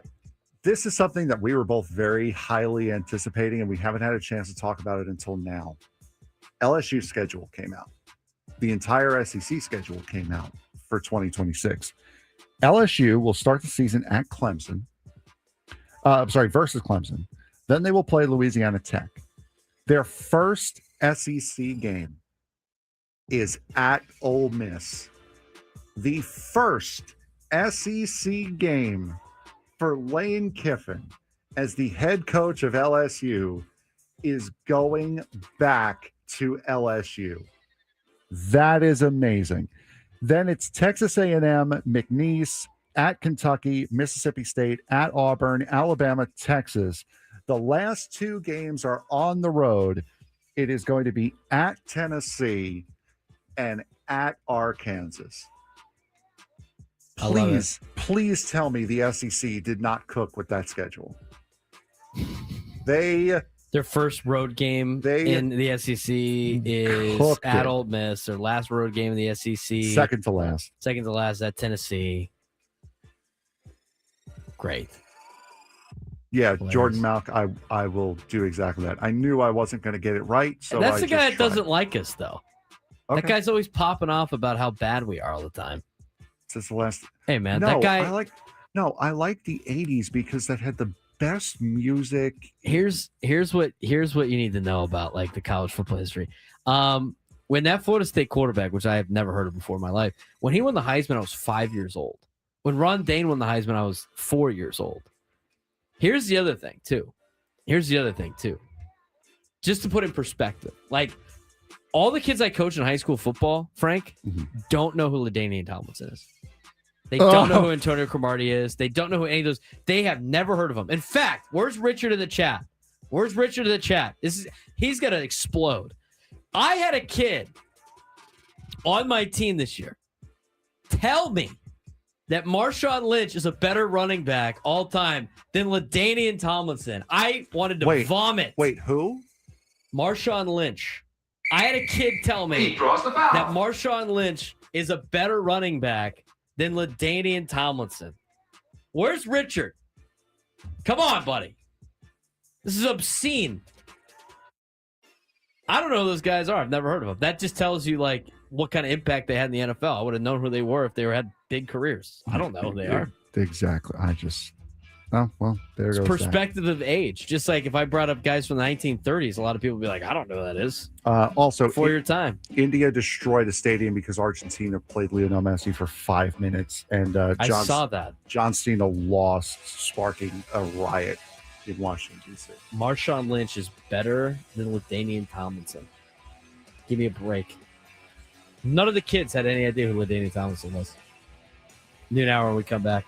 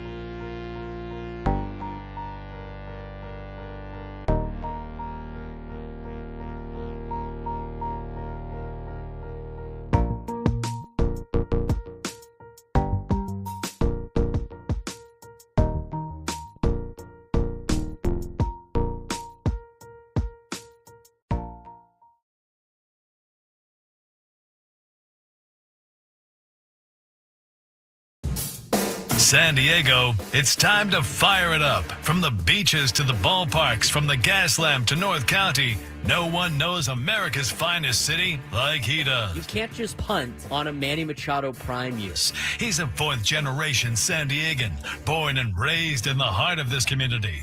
Passionate, opinionated, and always bringing you the real talk on your teams, your city, and everything in between. Braden totally knows his stuff. He's ready for the next step. That guy is good. Live and local, it's the Braden Surprenant Show. But I think Braden's one of the up-and-coming young stars in the media game in San Diego. Now, here's your host, Braden Surprenant.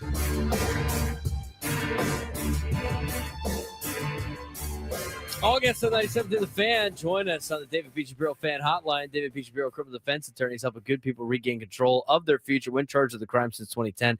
Visit davidpshapirolaw.com. All right. Some of the Heisman Trophy winners we were talking about before. Fernando Mendoza joins the list. Again, I'm not a big Heisman Trophy winner fan. I think most of the picks in the 80s were a lot better than some of the picks that they have had after the fact. But I also said, yeah, that's the other thing, too. I should have put LaDainian Tomlinson specifically in the chat because we had this conversation before we went to break. Where's Richard and Paradise Hills? I told him, dude. You guys got to give us a call or put in the YouTube chat because he was there earlier. Some kid on my team thought Marshawn Lynch was a better running back than LaDainian Tomlinson. But again, most of the kids on my team didn't even know who LaDainian Tomlinson was. And again, if I put LT, people think of that as Lawrence Taylor, the great defensive end for the New York Giants. Guy was a stud. It's to point out the age thing. I mean, you only really pay attention to what happened during your time being alive as a sports fan. Stuff that happened before me, I mean, unless they were really, really good, I'm not really going to know too much about those players.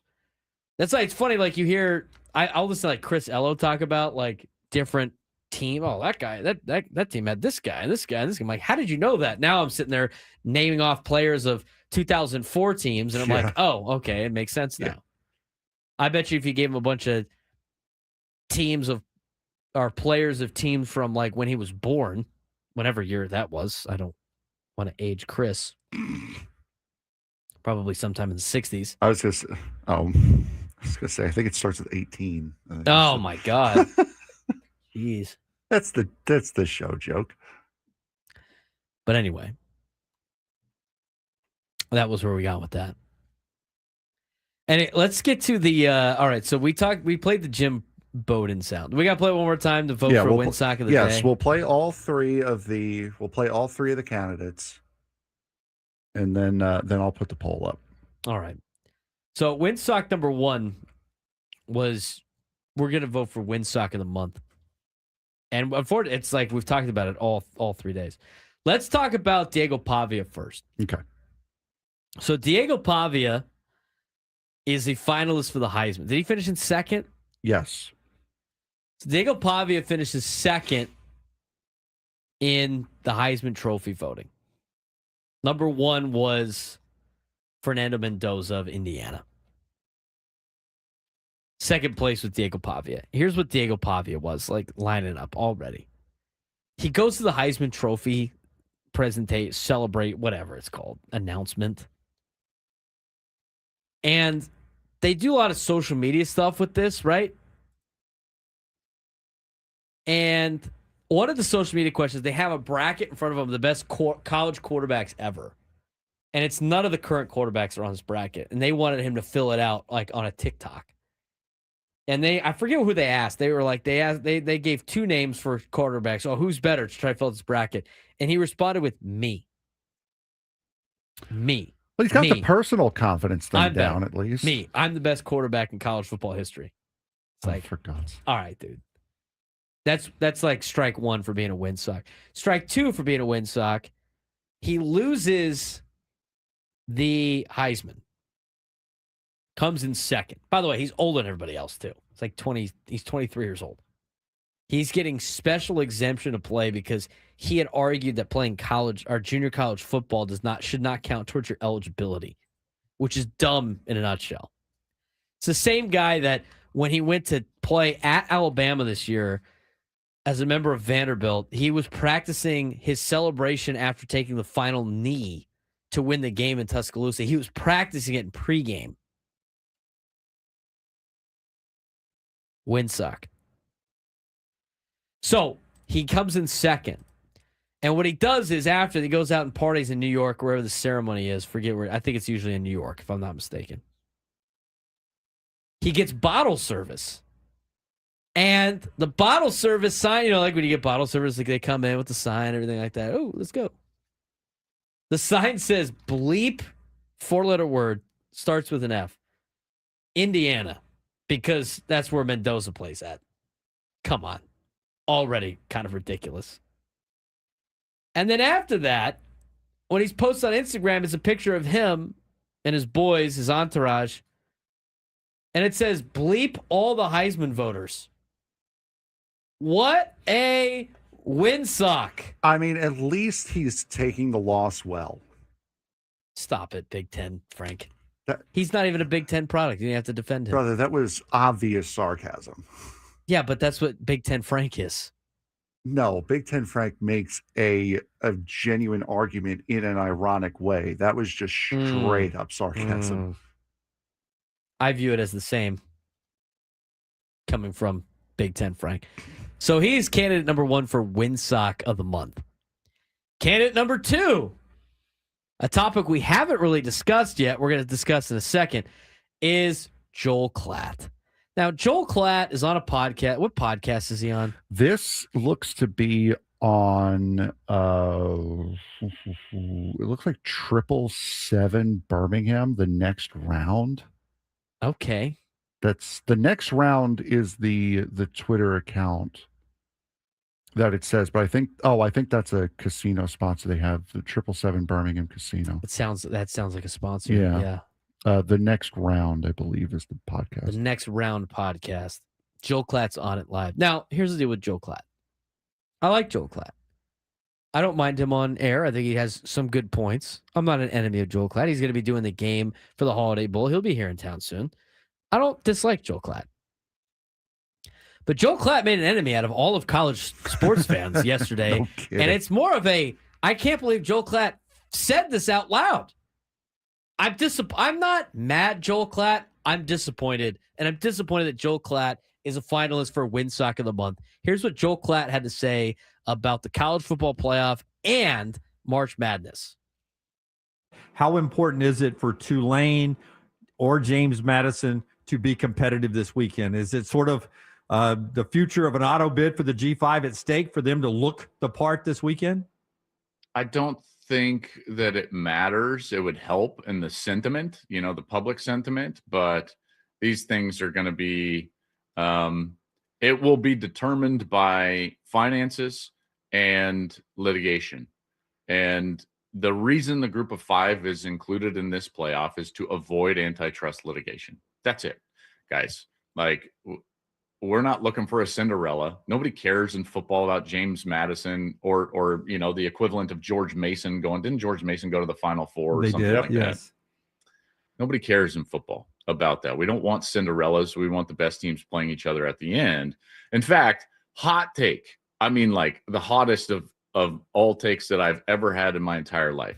Which, by the way, saying hot take just means I am about to say something incredibly stupid. That's all that is. That's a lighter for weird. I'm about to say something incredibly dumb. The NCAA basketball tournament is a joke. It's the dumbest tournament and the least fair tournament in all of sports. We go and we put teams at odd times on neutral sites in a 1-game affair. Like, that doesn't crown a true champion. We're not doing anything that tells us who's the best team over the course of the entire season.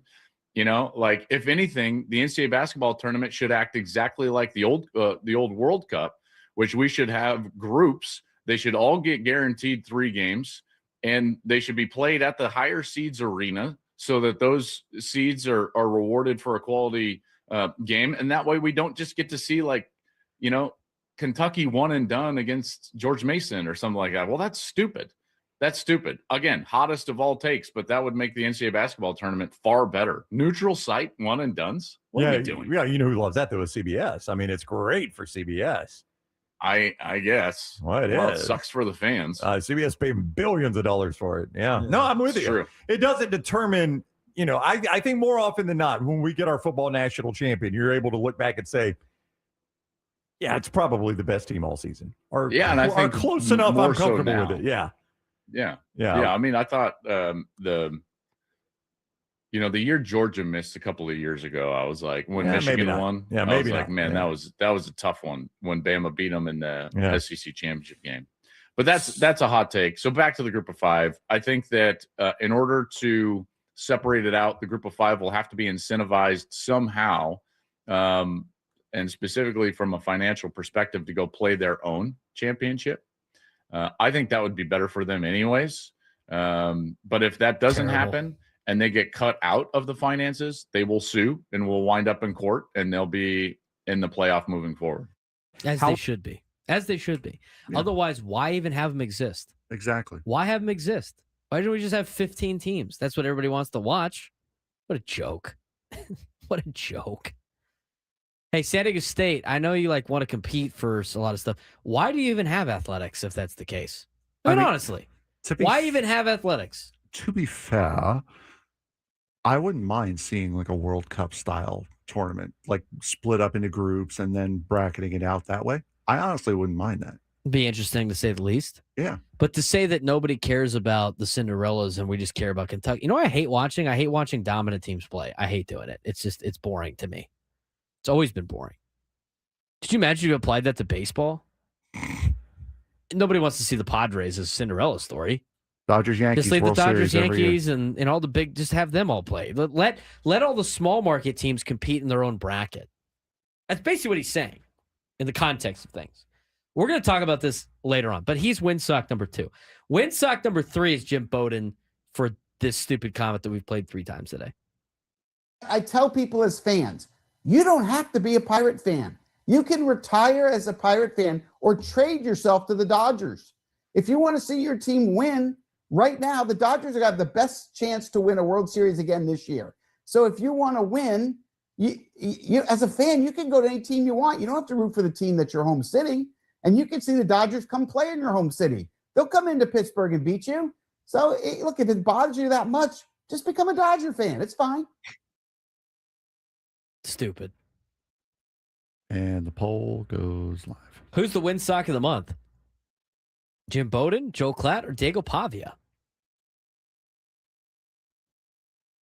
We'll see who people decide to vote. The Jim Bowden thing is just too far for me.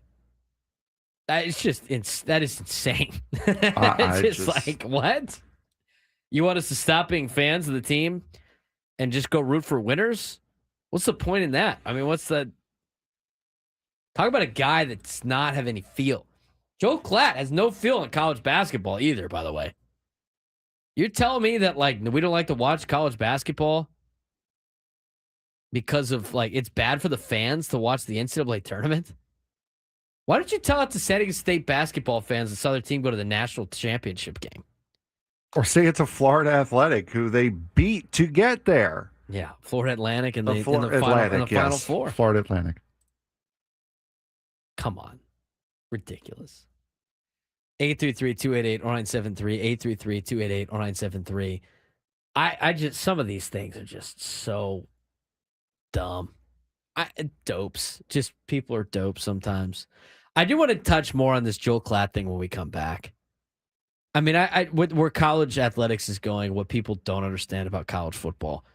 We'll explain that when we come back on the Braden Surprenant Show. San Diego's number sports station 97 through the Fan.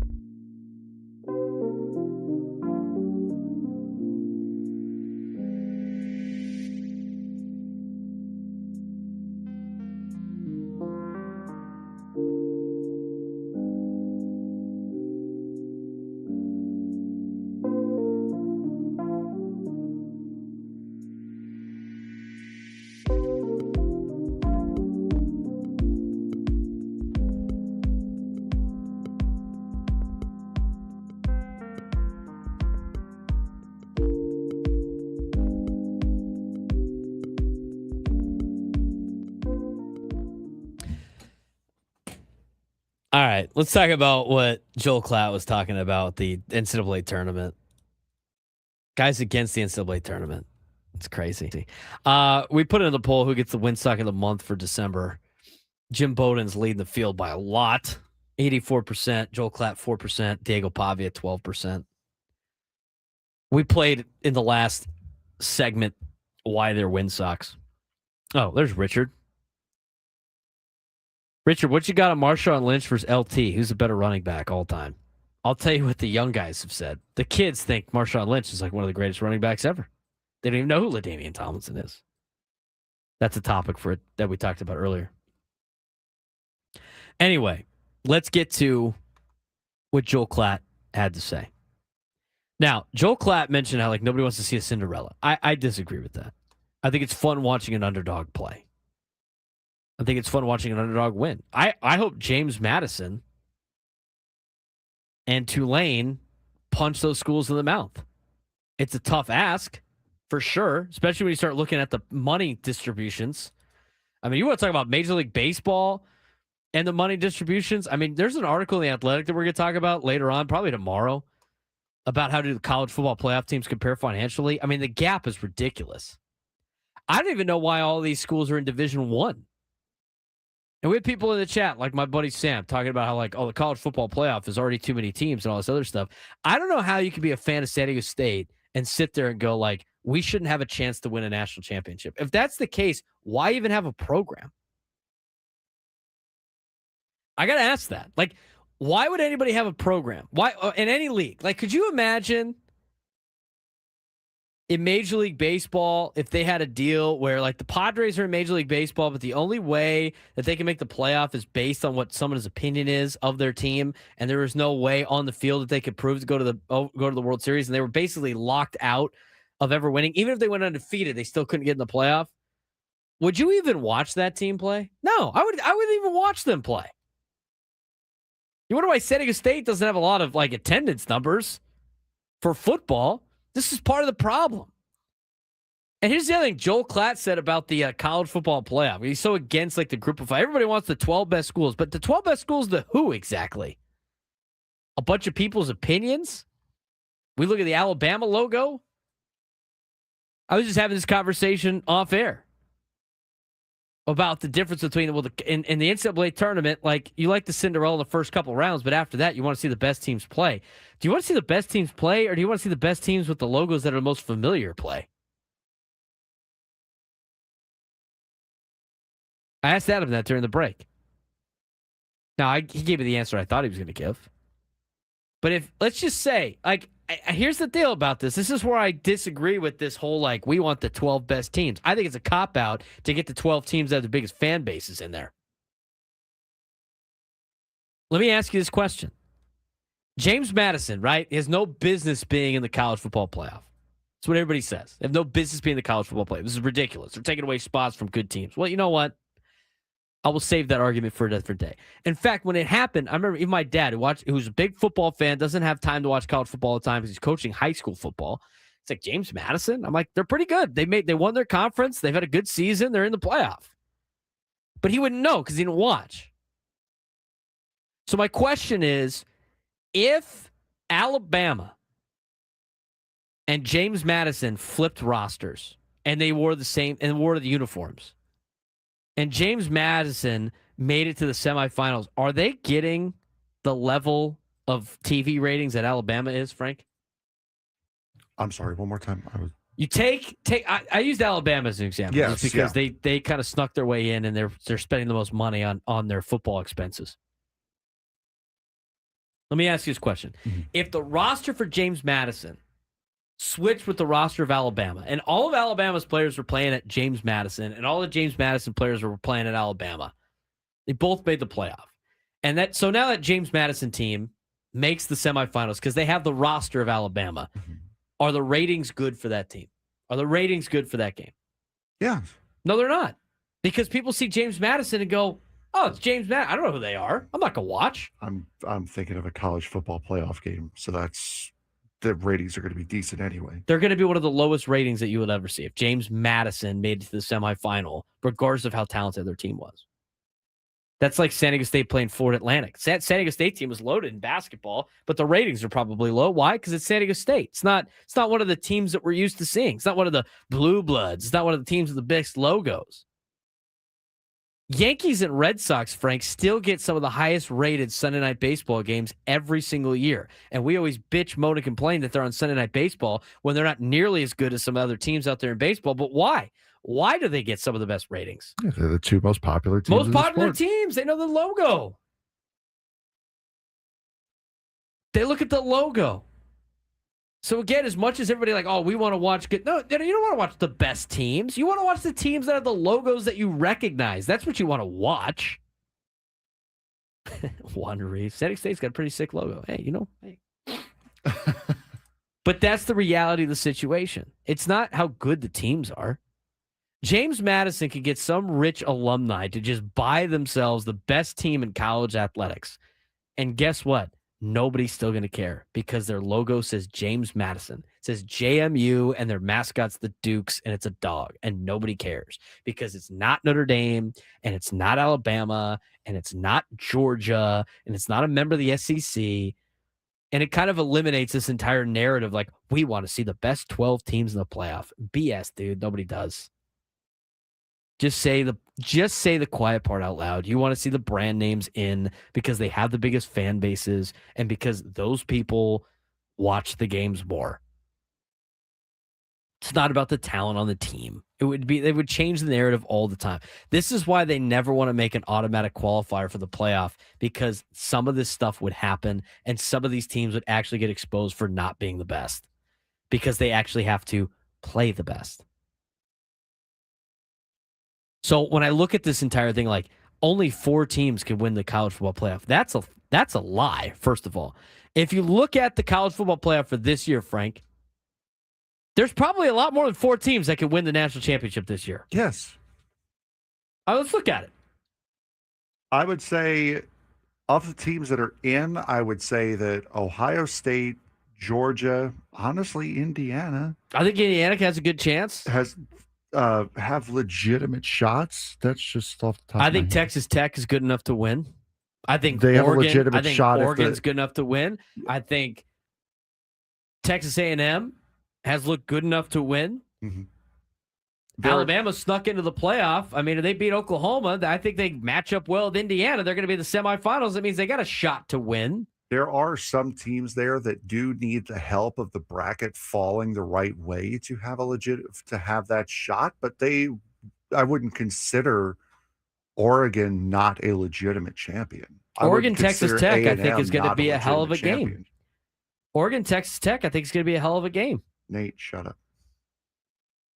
But remember what the narrative was a couple of years ago? There's not 4 teams that can win the national championship. We just need to keep it at 2. And then they moved it to 4. And now the question's like, well, there's not more than 4 teams that win the national championship. And then they moved it to 12. And now it's like, oh, well, there's not 6 teams that can win the national championship. It's going to continue to move, guys.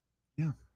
The entire point of this argument is, again, if you're in Division I college football, everybody should have a clean path to the playoff. It's simple. That's how it is in every sports league. Every sports league. And the more you expand the playoff, guess what? The talent is going to start to spread out because kids are going to go to schools that can get paid, first of all. And number 2, they're going to go to schools that have a chance to make the college football playoff. But the SEC and the Big Ten don't like that because they've had a stranglehold over the league for so long, and they don't want to share with anybody else. They like having all of the money from the college football playoff buyouts. And they go, well, we're just so much better than everybody else. It's like, no, you spend more money and you make more money than everybody else because you've controlled everything to make you guys make all the money. It's not because you're better than everybody else. We had the commissioner of the American Conference on. What did he say the biggest difference was? Finances. TV deals. The fact that all of the Big Ten and SEC schools make these playoffs and get all the big money contracts for advancing in the college football playoff. It's all structured to help the top 1% in college football. And that's what people are upset about. Nobody wants to watch Oregon play James Madison. You know what? People want to watch a league that isn't a bunch of BS because people control it with their narratives and they control it with their biases and they control it with money. Just have everybody have a clean path to a national championship. And what I mean by clean path, if you win your conference, you're in. That way, at the beginning of the season, everybody at San Diego State can sit there and be like, you know what? It's going to be a long shot to win the national championship, but if we win our conference, we can make it, and we'll see what happens. That's what a league is. If your league, and I'm talking about Division I college football, if your league does not have a clean path for everybody in that league to make or win a championship, then why are all those teams in that league? And here's the other thing that Joe Klatt brought up. Oh, well, they should have their own little playoff. If they have their own playoff, nobody's watching it. How many people watch the NIT every year? Nobody. Nobody watches the CBI. How many people are watching the FCS playoffs? You're signing these schools up to be another division of the FCS because we like controlling all the money. It's a joke. Nobody's going to watch it. Stupid. They're all D1 schools. You like playing them. You like using them to make money yourself, but you don't want to give them a fair shot to make the playoff. That's all what this is about. And you know what? Over time, it's going to balance out talent-wise, and that is what the big schools are actually afraid of. The balancing out of talent-wise. They're afraid of schools like Texas Tech, who just had a multi-billion-dollar alumni sell his oil company and pump a ton of money into football and have now gotten a number 4 seed in the college football playoff. They don't like that. Goes against everything they built for the last decade plus. That's why schools like Notre Dame are upset and have to sign this piece of paper to guarantee that they make the playoff because that's what everybody wants. Notre Dame could have San Diego State's roster, and San Diego State could have Notre Dame's roster, and they'd still argue that Notre Dame deserves to be in the playoff over a school like San Diego State. It's not about the roster. It's about their logos and their uniforms. Notre Dame fans are crashing out that Jeremiah Love didn't win the Heisman. I know. Like, what are we talking about here? 2 players legitimately had better seasons. Now, Jeremiah Love's season was great, but 2 players genuinely had better seasons than Jeremiah Love, and we're continuing this stupid victim mentality that, as you see, has gotten everybody in college football mad at you. It's a joke. Don't touch anything with the NCAA tournament. You know, people complain about like, well, we want to see. You know what? If Kentucky loses in the second round to a team that they shouldn't lose to, guess what? Tough S, play better. This clean path, this like easy path for the big schools all the time, as they don't play anybody in the non-conference ever, as they just play themselves all the time and talk about how great they are and boost themselves up. I want to see it on the field. It's my entire argument against this. This is why I set it at 24 teams on a playoff. Let everybody make it. Give your multiple automatic qualifiers of the big conferences so they can still get their money that they want, and let's play ball. That's how you determine a champion, not this BS that we put together and claim it's like so great because it benefits the top 1% in college athletics. Stupid. Speaking of which, if you want to go see a team that could be competing in said national championship tournament, we have tickets to give away. We do. Soon. We have tickets to give away in the next hour. San Diego State Air Force. San Diego State Air Force as they start Mountain West Conference play. But again, like to anybody that said this is what you need to get rid of for college football, I ask you all Aztec fans, why do you guys have sports? What's the point if you shouldn't be allowed to go? Could you imagine like arguing for San Diego State not to be allowed to go to the NCAA tournament for basketball? That's essentially what you're doing by saying like, oh, the group of 5 schools don't deserve a chance at the college football national championship. Put them in. Who cares? They're going to lose. That's fine. Guess what all those other power conference schools did during the season to not make the playoff? They lost. Their playoff just starts earlier. If you want to be in a big conference and get the big check, go for it. You can go to one of these conferences. There's nothing stopping you from going to one of these other conferences and guaranteeing your spot in the playoff every year. That's how they got to make the rules for this thing if they want to make this thing fair. As they said, antitrust laws. Sure enough. Joel Klatt, I'm disappointed. 833-288-0973, 833-288-0973. Talked a lot about this in college football, but San Diego State's getting affected by this. Price of competing in a new era. They just passed or are on the verge of dramatically increasing student athletic fees for their students that are not athletes. We'll explain when we come back on the Braden Surprenant Show. San Diego's number sports station 97.3 The Fan.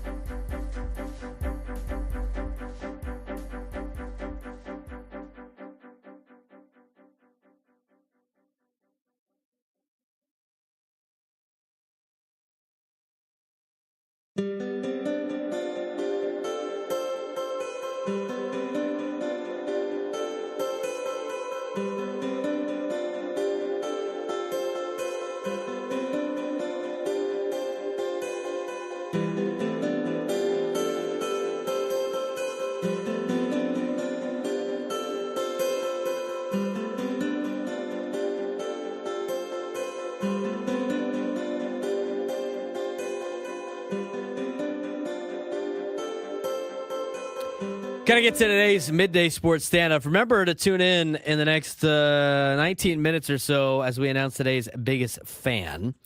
I do want to mention that all guests on 97 through the Fan join us on the David P. Shapiro Fan Hotline. David P. Shapiro, criminal defense attorneys helping good people regain control of their future when charged with a crime since 2010. Visit davidpshapirolaw.com. We're going to be giving away Aztec tickets in the next hour, but we do need a contestant for a midday sports standoff today. 833-288-0973, 833-288-0973. If you could take me down in sports trivia. Again, only 4 more days to qualify for this. Today, tomorrow, Thursday, and Friday. And that's it. And we haven't had too many people qualify for this prize. If you want a chance to see New Kids on the Block, which is our grand prize, 2 tickets to New Kids on the Block in Las Vegas on June 26th, a 2-night stay at Park MGM, and a $100 gas card. Calling all blockheads. New Kids on the Block just announced 2026 dates for their Right Stuff Las Vegas residency at Dolby Live at Park MGM. Don't miss all your favorite hits live in Vegas with New Kids on the Block, February to October 2026. Tickets on sale now at Ticketmaster.com. If you take me down sports trivia today, you will be qualified. 833-288-0973, 833-288-0973. This is only your last chance. There's a lot of people in the YouTube chat that are like, oh, I want to qualify for New Kids on the Block. Well, now's your chance. So we'll wait on that. Couple of things. Maybe we get to the bracket in the 1 o'clock hour. Soon we get a contestant here or not. But something's happening at San Diego State. San Diego State is on the verge of dramatically increasing mandatory student athletic fees by 41%. A move that would push an already high fee structure to one of the most aggressive in the country. And it's being done without a student vote. Here's what's being proposed. Mandatory and structurally related activities athletic fee, which is an increase from $580 per year to $820 per year. A 41% total hike phased in over 4 years, where you're going to add another $60 a semester for the next 2 years. In year 3, it'll be an extra $90 a semester. And in year 4, it'll be an extra $120 a semester for students that are at San Diego State. Why is this happening? According to San Diego State documents, athletics needs, quote, a stable funding source to remain competitive in college football. But the numbers tell a much bigger story. $29.1 million athletic department deficit. They're in the hole almost $30 million. $282 million in athletic debt, largely tied to Snapdragon Stadium, and $16.3 million already collected from students annually, the largest revenue source for San Diego State athletics. Aztecs ranked 21st nationally in student athletic fees in 2024, and they're already number 1 in the Mountain West by a wide margin. We get a contestant? All right. We're going to get to them in just a second. If this is improved, student fees would raise to $25 million a year. Nearly 90% of the new fee still goes directly to athletics. And there's some other history of the details that have been laid out by Mark Ziegler. But in order for San Diego State to be able to compete with this Division I, in a sense that they really have no shot at winning because they don't want him in the conversation, this added revenue is going to be a way for them to compete with. By the way, we got the numbers of what they're competing with. If you're just talking about football, the schools that are competing in football and college football playoff revenue, in terms of total revenue submitted by schools for the 2023-2024 year, this is for the schools that have made the playoff this year. Alabama is making $138 million in football. Georgia, $133 million. Oklahoma, $124. Then you go down to the lower levels. Texas Tech, $62 million. Indiana, $61 million. James Madison, even at $15.9 million. And Tulane, roughly estimated $6.9 million in revenue. Because they're a private school, it's kind of a guess. San Diego State's trying to look for an additional $24 million from their students to help pay to try to stay competitive in college athletics. That's crazy in its own right. We'll talk about that later in the 1 o'clock hour. But it's time to get to our midday sports standoff.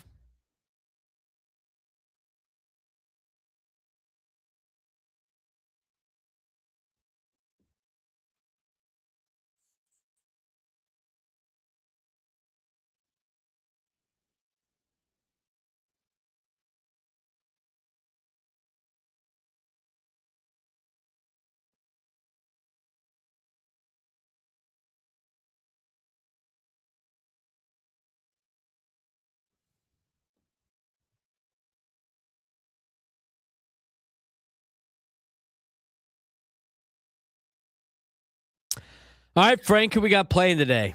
We have Hector in San Diego. Hector, how you doing today, bud? Good afternoon. Good. How about yourself? Good, good. So today's topic, again, we had the Heisman Trophy winner get picked over the course of the weekend. There are 12 schools who have won 3 or more Heisman trophies. Who are they? Or had 3 or more Heisman Trophy winners. 3 or more. Who are they? 3 or more Heisman Trophy winners. Hector, you have the first crack. That is this. I'm gonna say USC. So USC has 7. Well, 8 technically with Reggie Bush, but that's been struck off the list. I think they give it back to him. So they have 8. They have the most. We're gonna count Reggie Bush. They have the most. Because it's stupid for them not to count. I'm gonna go with a one that was gonna have in my back pocket, but I'm gonna use it early. Army. They got 3. Army has 3. TCU has 1, by the way, if anybody cares. Hector? Alabama? Alabama has 4. Most of them are recent, too. They're all recent. They're all since 2009. Mark Ingram was the first Alabama player to win the Heisman. Wow. Are you surprised by that? With all the history that Alabama has had, that their Mhm. first Heisman winner is in 2009? Surprised it wasn't Forrest Gump, and that was in the 90s. Auburn had most of those. I'm going to go with Auburn. Auburn has 3. Oh. Hector? Let me see. Let me go. I'm gonna just go. LSU? Good guess. LSU Yes. has 3. They only had 1 until 2019 when Joe Burrow won it, and then Jaden Daniels won it not too long after. They're a new number 3. Older number 3, Nebraska. Nebraska, correct. We're halfway through this list. Man. Texas? Texas does not have 3. One of them is the San Diego kid, though, Ricky Williams. Yes. With the Patrick Henry. I'm going to go with Florida State. Florida State has 3. Jameis Winston, the third. We still have some big ones. I mean, we still don't have 2, 3, 4. We've got 7, so there's 5 left. 5. I'm gonna go with Georgia. Oh, good Man. guess, but no again. It's strike 2, Hector. Ohio State. Ohio State has 7. They haven't won one since 06, though. Hector, you need to get this one. Well, 1, because you have 2 strikes, and Braden's already got the half, so you could still tie if he misses the next one. Michigan? He stays alive. Yeah. Michigan has 3. Hail to the victors. If Braden's got to miss this one, and miss the rest of them, honestly, to stay alive. Boomer Sooner, He's good. Oklahoma. And he stayed alive. So, Hector, that was 7 for him. Very good. A couple of good guesses, just did not have it. Did not have it there at the end. So we've got USC, Ohio State, and Oklahoma all have 7. There's one more that has 7 that we're missing. Got Notre Dame. Yes, that was the last 7. Alabama has 4. Army, Auburn, Michigan, Florida State, LSU, and Nebraska all have 3. There's 1 left that has 3. Florida. The Gators. There it is. There's Most recent your 12. being Tim Tebow, I would imagine. And there's your 12. How about that? No qualifier today, no qualifier yesterday. 3 more chances? Yep. 3 more chances to try to qualify for New Kids on the Block. I think we've had 2 people qualify? No, I think we've had a couple more than that? I believe so. You got good odds right now, to be honest with you. Yeah, you do. Really good odds. This holiday season, too many San Diegans will go hungry. Join 97 to the Fan and support the San Diego Food Bank. Donate food directly online through our Odyssey San Diego Food Fund, where every donation helps feed local families. Go to 97tothefansd.com/food fund and give today. We're going to talk more about this San Diego State thing here in a second. I mean, I just, and tomorrow we'll dive into like how much money these other teams or schools are spending on their football programs and how much revenue they're making. But college athletics is so upside down right now with all of the finances because they just open the floodgates without putting any rules in. And now you got San Diego State trying to get a stable funding source to remain competitive by charging their current students extra to pay for athletes to play for them. Utterly ridiculous. Utterly ridiculous. Where are some of the former athletes that have made a lot of money? Do you think they're going to donate back to the school? Troy Aikman already said no to UCLA after he saw what happened with that. We also saw, or I heard, did you hear Boomer Esiason's minute, whatever update it's called now? No, I did not. Coming back from break, he was talking about all the quarterbacks entering the transfer portal. Mm. If I'm a quarterback in this day and age of college football, I'm entering the transfer portal every year if I have a decent year. Yeah, may as well. You're going to basically double your money every single season. Yeah.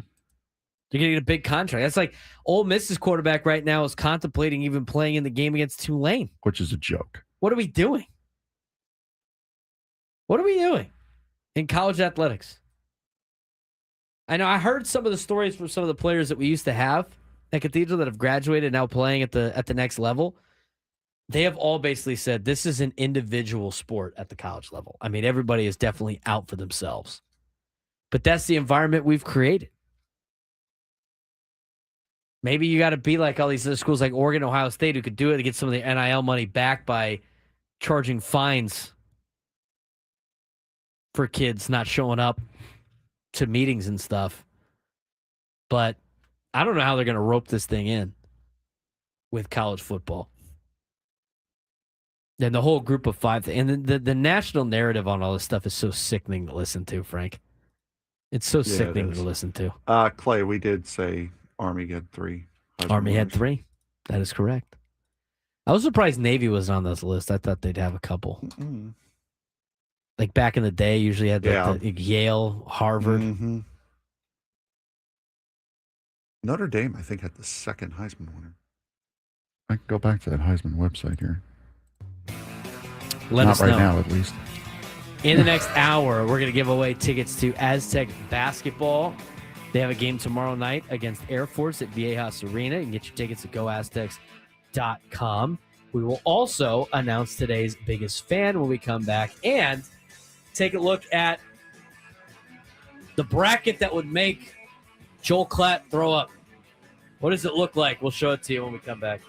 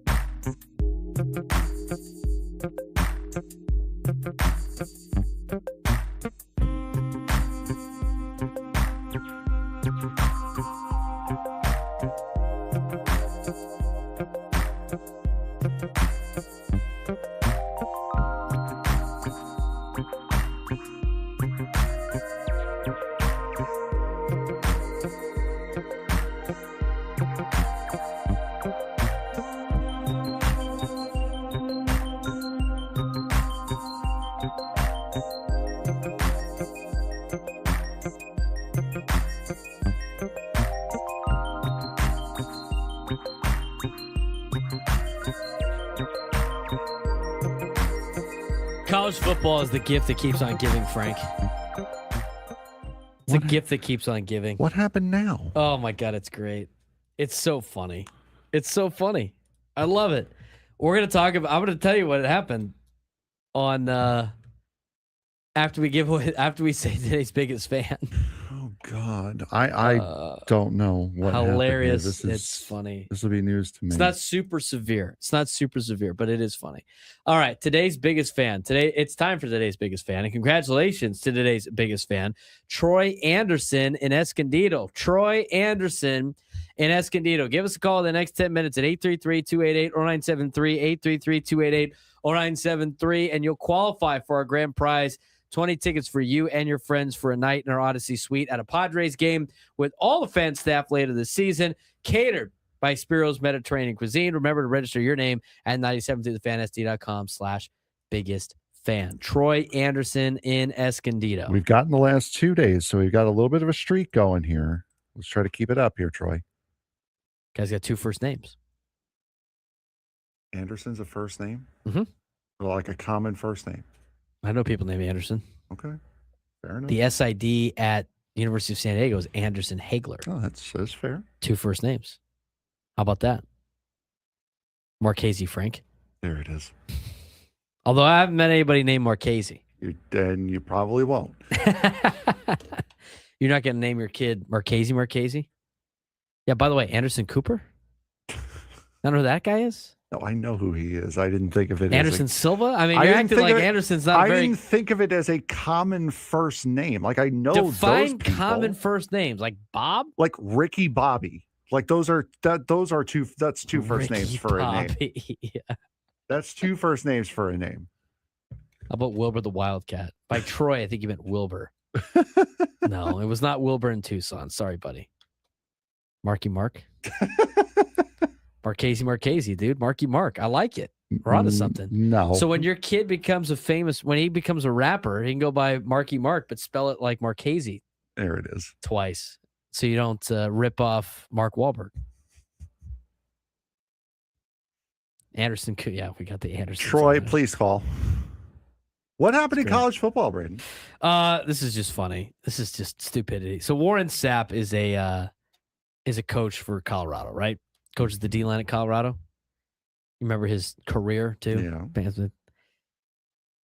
He's also the recruiter for Texas, like the state of Texas for Colorado. Mm-hmm.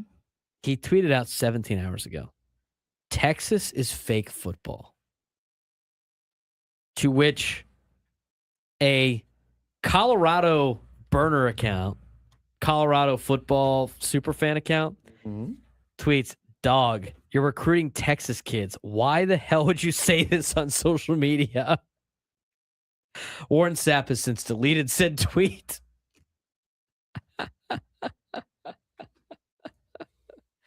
Dope of the day. Why would you do that? Brother, like,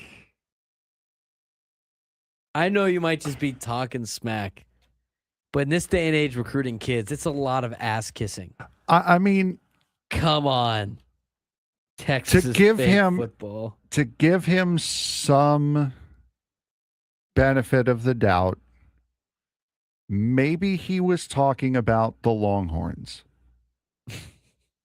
He could. That's a very viable option. That is a believable option that he was talking about the Longhorns. He wasn't, because he was responding to a different tweet. Oh God! One of the guys that I know, I don't know him personally, but I know what he does. Jason Shear, who covers Arizona Wildcat football and Arizona Wildcat athletics. He covers the athletics for WildcatAuthority.com. Take that for what it's worth. He quote tweets the Texas is fake football by Warren Sapp and goes, every school in the Big 12 should send this to every Texas kid Colorado's recruiting. Close. Warren, it's really hard. It's Man. really hard to defend you and give you the benefit of the doubt when you do stuff like this. Like when you reply to a tweet with that. Like, close. It's so hard to give you the benefit of the doubt.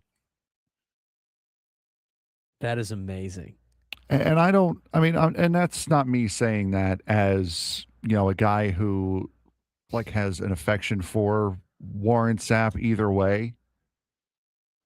I like giving people the benefit of the doubt based on the context of what they say something in. That, dude. Dope of the day.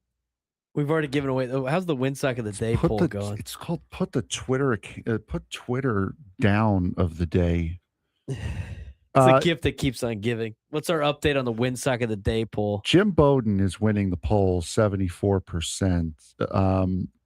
Diego Pavia is number 2, as a matter of fact. He's making a comeback at 21%, and then Joel Klatt at 5%. Can't win the Heisman. Can't win sock of the month.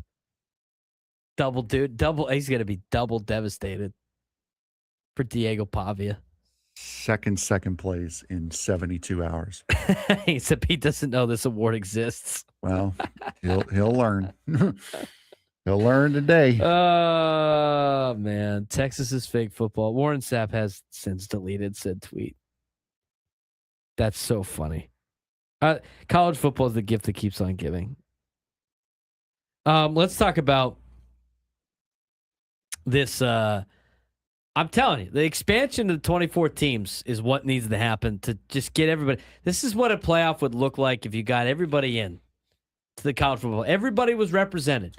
One spot for every school, or should I say every conference, okay? Somebody put it together. This is what a 24-team bracket would look like. Honestly, it's very similar to yours. It's very similar to mine. Of course. And now here's the thing on the 24-team playoff. I'm done at 24. Anything more than 24, I think, is yes. ruining the game. Yeah, I agree. 24 is your max. I think it's the perfect number. I keep bringing up that we had the American Conference commissioner on. He's like, well, I don't know what a perfect number would be. I know what a perfect number would be. You know what the perfect bracket would be? Borderline perfect. This that Frank's going to put on YouTube right now. This is the perfect bracket.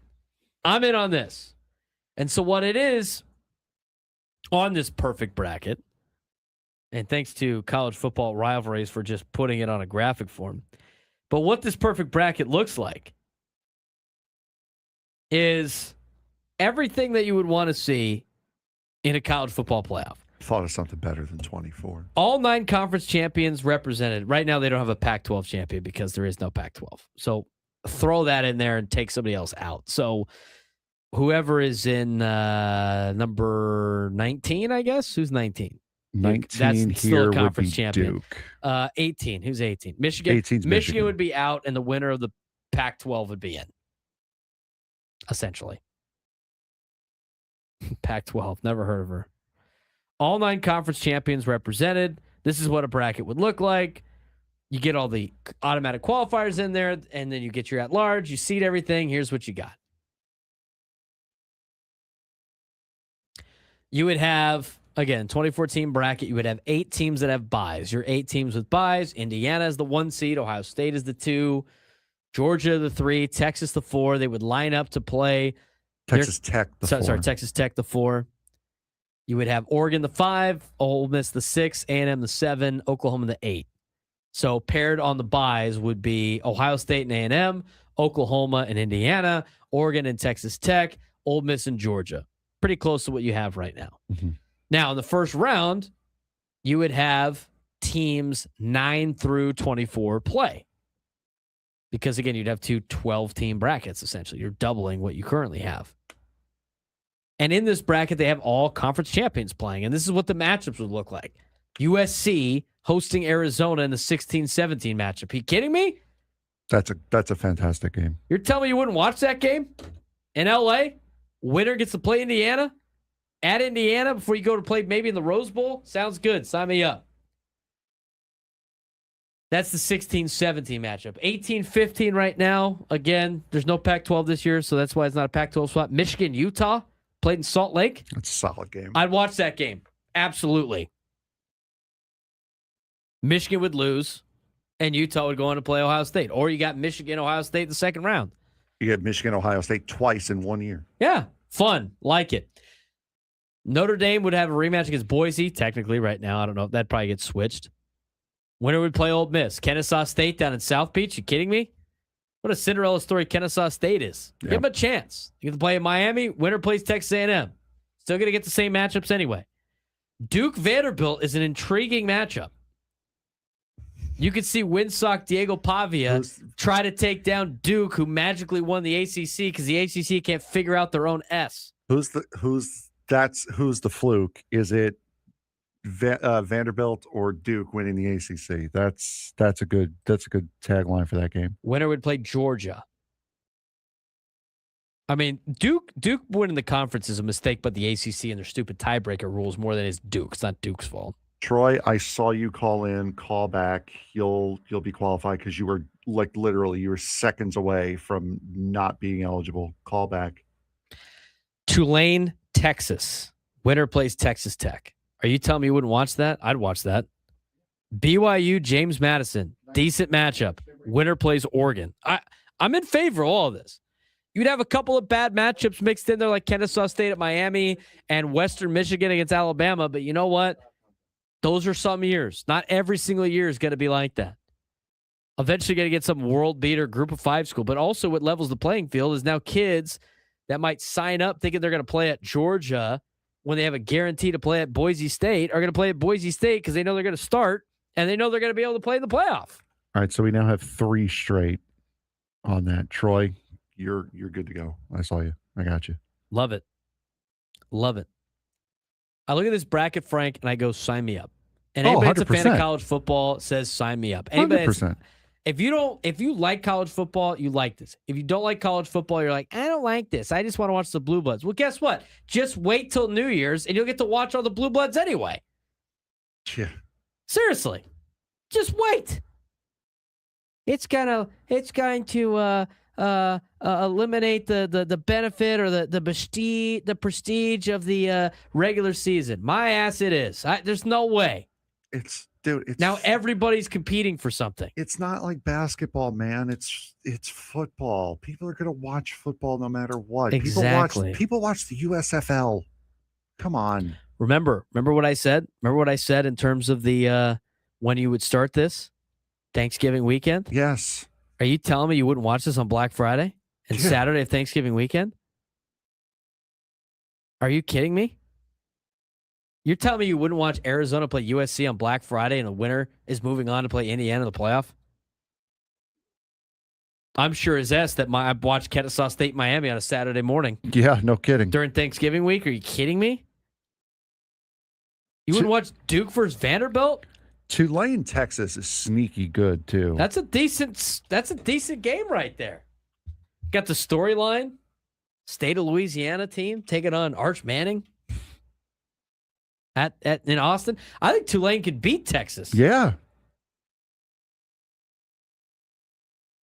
Augie, you're speaking my language, bro. Friday after Thanksgiving, big ass turkey sandwich and an old fashioned. Hell yeah, brother. Are you kidding me? Anybody mind if we have a weekend watching college football? You do that the rest of the week out. Have Army Navy play in a different week, whatever it is, all alone by themselves. The buys. We talked about this before. Yeah, we set it up. Sign me up. Sign me up for this. I want this. Get what's his name on the phone. We got to set this up. He hasn't heard the proposal yet. Let me pitch. Give me a shot.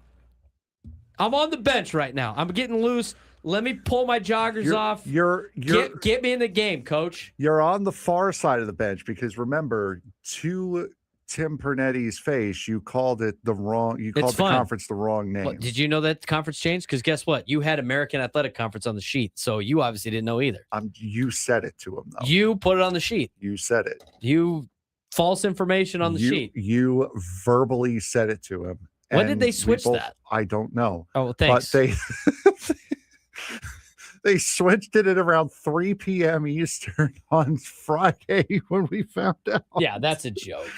Coach, put me in the game. Let me run the rock a little. Let me take the shot. Let me run with the rock. Let me run the offense a little bit. Give me this. Mine's even better. I would just go automatic qualifies for every conference. But this, you know what? I would too, yeah. You want to do I like mine because then you can I already talked about the games and play and you got play-ins for this and then you can reseed it. That'd be a whole hell of a lot more fun than what we're watching right now and listening to the BS every Tuesday about, here's our rankings that we came up with. See, and part of the reason why the college basketball season makes no sense and is completely pointless is because what's different about the football schedule that Braden presented, college basketball has their season and then has a conference tournament after that. Mm-hmm. This eliminates the conference tournament, which means the season still means something. The football season means something. If basketball did not have a conference tournament, the basketball regular season would mean more. It would. Like right now, if you're San Diego State, like I mean, if the Mountain West could be a one-bid league, playing the regular season games in the Mountain West are meaningless. Yeah, you got to get hot one weekend. Yeah, win the tournament. That's what's dumb about that. But the conferences they determine who makes the bracket. Like I think the Ivy League for a long time said whoever won the conference outright got to go to the NCAA tournament. That's what they should do. But they wanted the drama of the conference tournament. But then the problem with the drama of the conference tournament is teams like Gonzaga would drop a game in the semifinals and then not get to go to the NCAA tournament. Mm-hmm. But here's the other thing, too. Like I said, the week before it would be the conference tournament week where you would have you would reseed. The last game of conference play would be open-ended based on how you finish in your division compared to the other division in your conference. And you would have automatic play-ins for the bracket and automatic play-ins to seed basically next year's divisions. It would be fun. I know how to make college football fun. Somebody pass me the rock. Let me go under center. Let me run the offense a little bit. Let me cook. Let me cook. It would be better for all of us during the holidays. Are you kidding me? You would love this. I mean, we do have the phone number of the American Do Not Call Me Athletic Conference. Set up the podcast where I just pitched to him my entire idea. And you know what? He could steal it. I don't care. If it hits, if that hits, you would want some sort of finder's fee. Don't lie to me. You would want some sort of finder's fee on that. Maybe. Don't give me the maybe. They can keep the all roads lead to the Tournament of Roses. They could keep that. All roads lead to Pasadena. All roads lead to the Rose Bowl. They could keep that. That's my loss leader there. That's my throw-in. Let me run the rock a little bit. It's prestigious and it's fun. One, we can have both things. We can have fun. I'm telling you right now, we can have nice things in this country. Speaking of nice things, We can have nice things in college football. I'm telling you, it's there. Believe in me. Give me the rock. Let me run it a little bit. Speaking of nice things, we got college basketball tickets to give away. We can get you off the bench and get your ass in seats at the Aztec game tomorrow against Air Force. 833-288-0973. 833-288-0973. Say be the fourth caller since we've got 4 shows left. Well, 3 after today's over. This is our fourth to last show. Fourth caller, 833-288-0973. Fourth caller to call in. You will win tickets to tomorrow's game. San Diego State, Air Force, Viejas Arena. If you do not win the tickets and you want to buy tickets, you can go to goaztecs.com. Let me run the rock. We'll let you run the rock tomorrow at Viejas Arena. Fourth caller, and you will win tickets to San Diego State, Air Force. First conference game of the year. We'll talk about that more on tomorrow's show. 833-288-0973. 833-288-0973. We got a couple more things we got to get to. We'll kind of set this Aztecs conversation with the price of things rising, get Frank's take on that, and then we'll get to the NFL the NFL overreactions for Week 15. Call it a show. Pass it along to Gwen and Chris on San Diego State Sports Station, 97 through the Fan.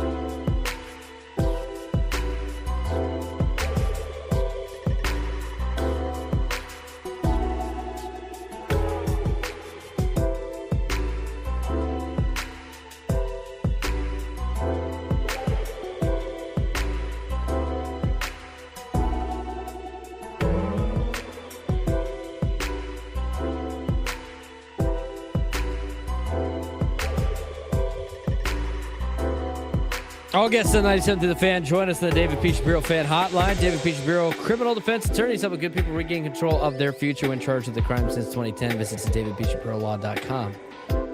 Who won the tickets? I knew you were going to ask me a question I was not ready for. You just talked to the guy. Daryl in Lakeside.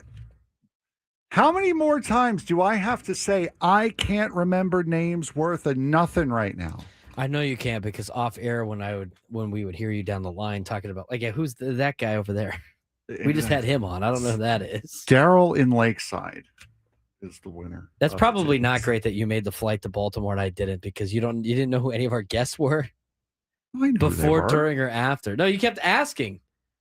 The guy in the red jacket. There were a couple names I couldn't remember. We had that guy on, or we're supposed to have that guy on, but he wasn't on. We're gonna have him on later. That guy. So bad. It was Zach Palega. I knew his first name. Zach I had. It was his last name, Palega. I could not for the life of me remember. You were asking the guy that was chirping you about the Eagles.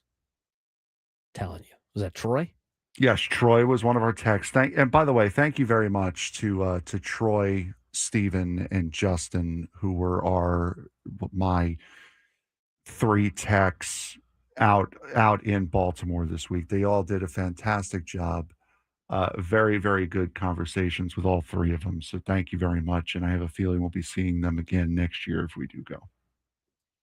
I've had Stephen as a I don't think it was the same Stephen, because this one was new. I think he said this was his first one. Yeah. The guy that was getting us on the line first time. That was Tom, I think. Tom, we've had him before. Yes. He was our guy a couple of times.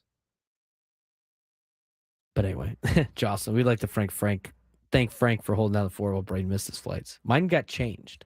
Yeah. Mine were changed. And you know what? I think mine was changed too, but I didn't know it. So I just ran.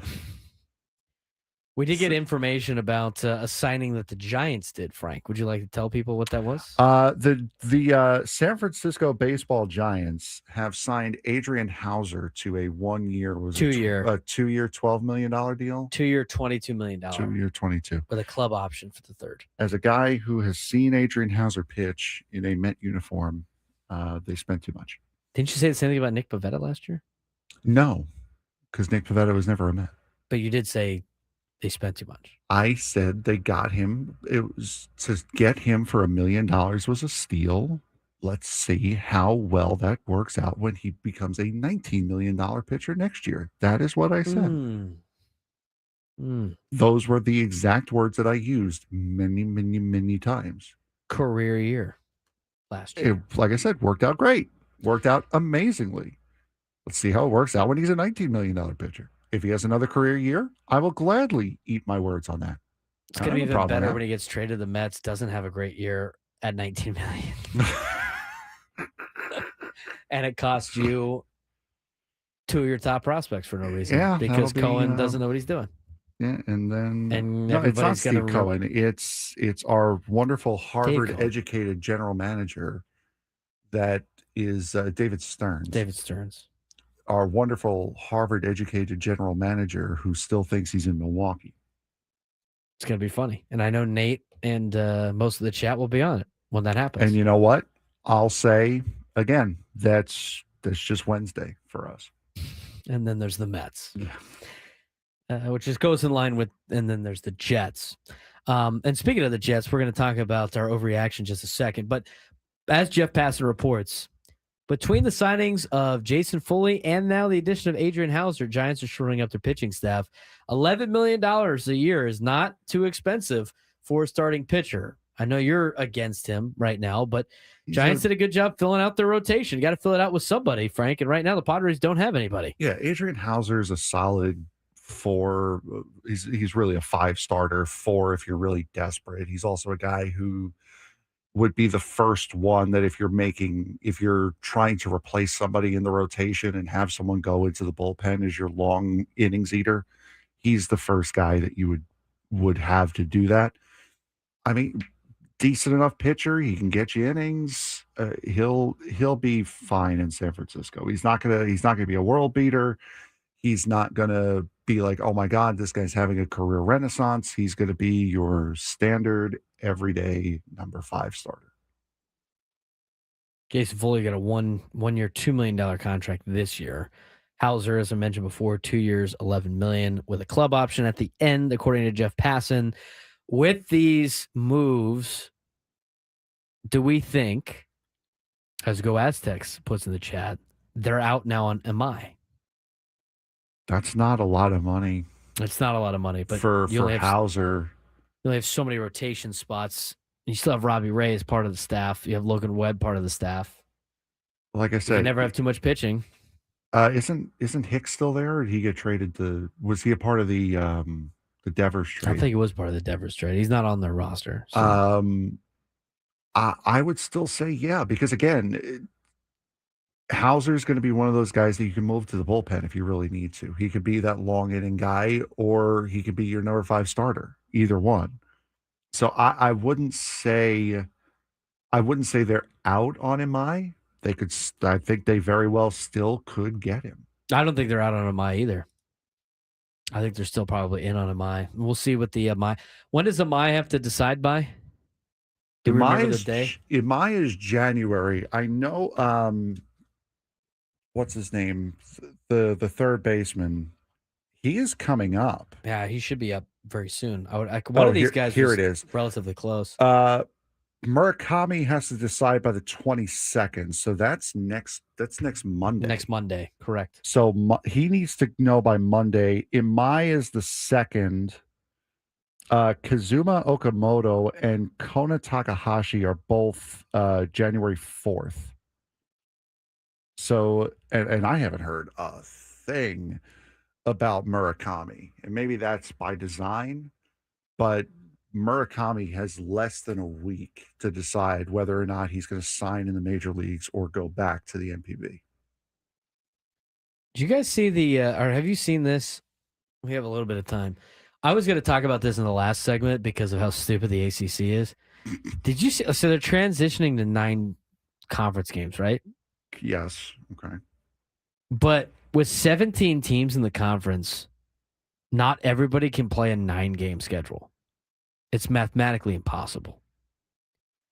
So they have half of the league's going to play 9 conference games, and the other half of the league are going to play 8 conference games. In reality, it's 1, 2. There's 5 schools that are going to play a 5 conference game in this transition year. Wait, there are 5 schools that are going to play 5? No, sorry. There's 5 schools are going to play 8 conference games, Okay. and the rest are going to play 9 conference games. How do they decide the 5? I don't know. They just kind of picked it, I guess. Here are the 5 schools that are going to play 5. Or here's the 5 schools that are going to play 8 conference games out of 9: Boston College, Clemson, Florida State, Georgia Tech, North Carolina. Seems kind of odd. Those teams in particular. So the best teams in the conference and Boston College. Yes. Are the best playing teams on 8. paper, brand-wise, and Boston College are playing 8 conference games. Everybody else is playing 9 conference games. Those 5 teams that are playing the 8 conference games have to play 2 non-conference Power 4 games. How about you start by kicking somebody out of the conference? Starting with Cal or Stanford. Why not do that? Here's the rules that they put in. Transition year serves as a bridge between the previous 8-game ACC slate and the new 9-game structure. 12 teams will play 9 ACC games, while 5 will play 8 ACC games due to contractual obligations and scheduling balance. Power 4 focus. Each program must play a minimum of 10 Power 4 opponents annually, which means if you get the 9 ACC games, you get 1 non-conference Power 4. Or if you play 8 ACC games, you have to play 2 non-conference Power 4 teams. That aligns the ACC with other Power 4 conferences. So that's just 17-team scheduling model. With 17 football-playing members, rotating opponents ensures competitive balance over the multi-year cycles. Quote, or also, not every team can play 9 ACC opponents every season. So that just means Clemson's playing like South Carolina. Like Purdue and Mississippi State. Well, they play South Carolina every year as a conference. Here's why they pick these teams. You want to know why? These schools all have rivalries that they play out of conference. Outside rivalry. Okay. Clemson plays who? South Carolina. Who does Carolina. Florida State play every year? Florida. Florida. I'm assuming. Sometimes they don't. Georgia Tech, who do they play every year? Georgia. North Carolina and Boston College are the other two. I don't know who they're playing, but I'm sure they're playing somebody good. I mean, you can look at North Carolina's football schedule. I know who they open up with. They open up with TCU in Ireland because that's going to be fun. Because all the schools that go to Ireland usually have good football seasons, don't they, Frank? Can't wait for that. Go Aztecs. Oklahoma State about to get so many calls. Yeah, them and Purdue and Minnesota. Pac-12 is about to get a bunch of calls because they've been listed as potentially playing Power Act 12. That's there right. It is. Finally getting They're the going to get the calls. representation. North Carolina next year plays TCU and UCF to oblige by. Oh no, they play TCU and Notre Dame. They got to play. I bet you a lot of those schools play Notre Dame. Boston College plays Notre Dame. Yes, Boston College does play Notre Dame. And Clemson, I know, plays Notre Dame. Yeah, Clemson opens the season with Notre Dame next Honestly, year. if I look at Notre Dame's schedule. Or no, Clemson opens the season with LSU. So they're playing 2 SEC teams. Notre Dame is not playing Clemson next year. I thought they were, but they're No. not. They're playing North Carolina, though. They're on that list. They're playing Boston College is on that list. Miami, who's not on that list. Syracuse, Stanford, SMU. I guess there's only 2 teams on there. But this is the dumb stuff that the ACC has to do because they made their conference too big and they made it an odd number of teams. 17 teams is a joke. Kick SMU out and just make it as clean 16. Why not starting with Cal and Stanford again? You'd have to kick both of them out. Then you got 15 teams. Okay, and then you kick SMU out. But You know what? think Here's even better. Why don't you kick out all the teams Cal, that aren't Stanford, on the and Atlantic SMU? coast? So you go from 17 down to 14. 14 seems a lot better. That's what I just said. That's even better. I said you start with Cal and Stanford because they're not on the Atlantic coast in the Atlantic Coast Conference. And then you get 15. And then you go and kick SMU out because they're not on the Atlantic coast either. That's Send them all to what the pack. I just said. Send them all to the pack. Send them all to the Power Act 12. SMU back to the Big 12. I've been Put the running. skillet back up. I have been running at point, and you know what I just did? Kicked it to the corner to Frank to hit a 3. Let us cook on college football. Don't. Augie's right. ACC does stand for All Coast Conference now. I forgot to tell you that. That came down at 4:30 East Coast time. I was just, and then That's another fine for you. By the way, we don't have anything. Well, we didn't ask the commissioner, so we don't know for a fact. You're gonna have one in the mail when you get home. And it was a fine for you. No.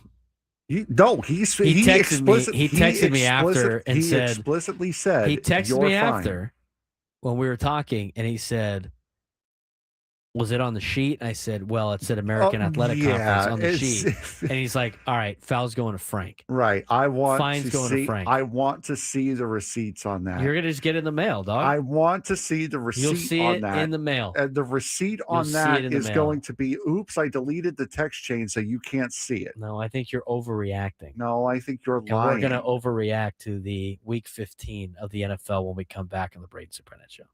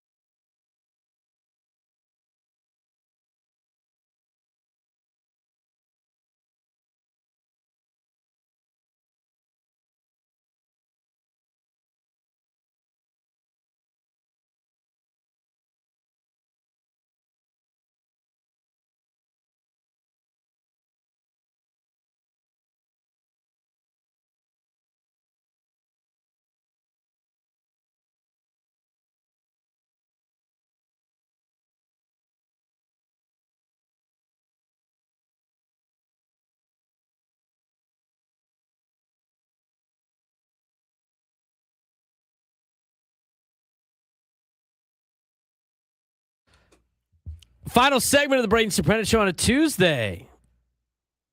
He's Frank Marchese. I'm Braden Surprenant. This is the Braden Surprenant Show, live and local each and every day from 10 to 2 on San Diego's #1 sports station, 97 through the Fan.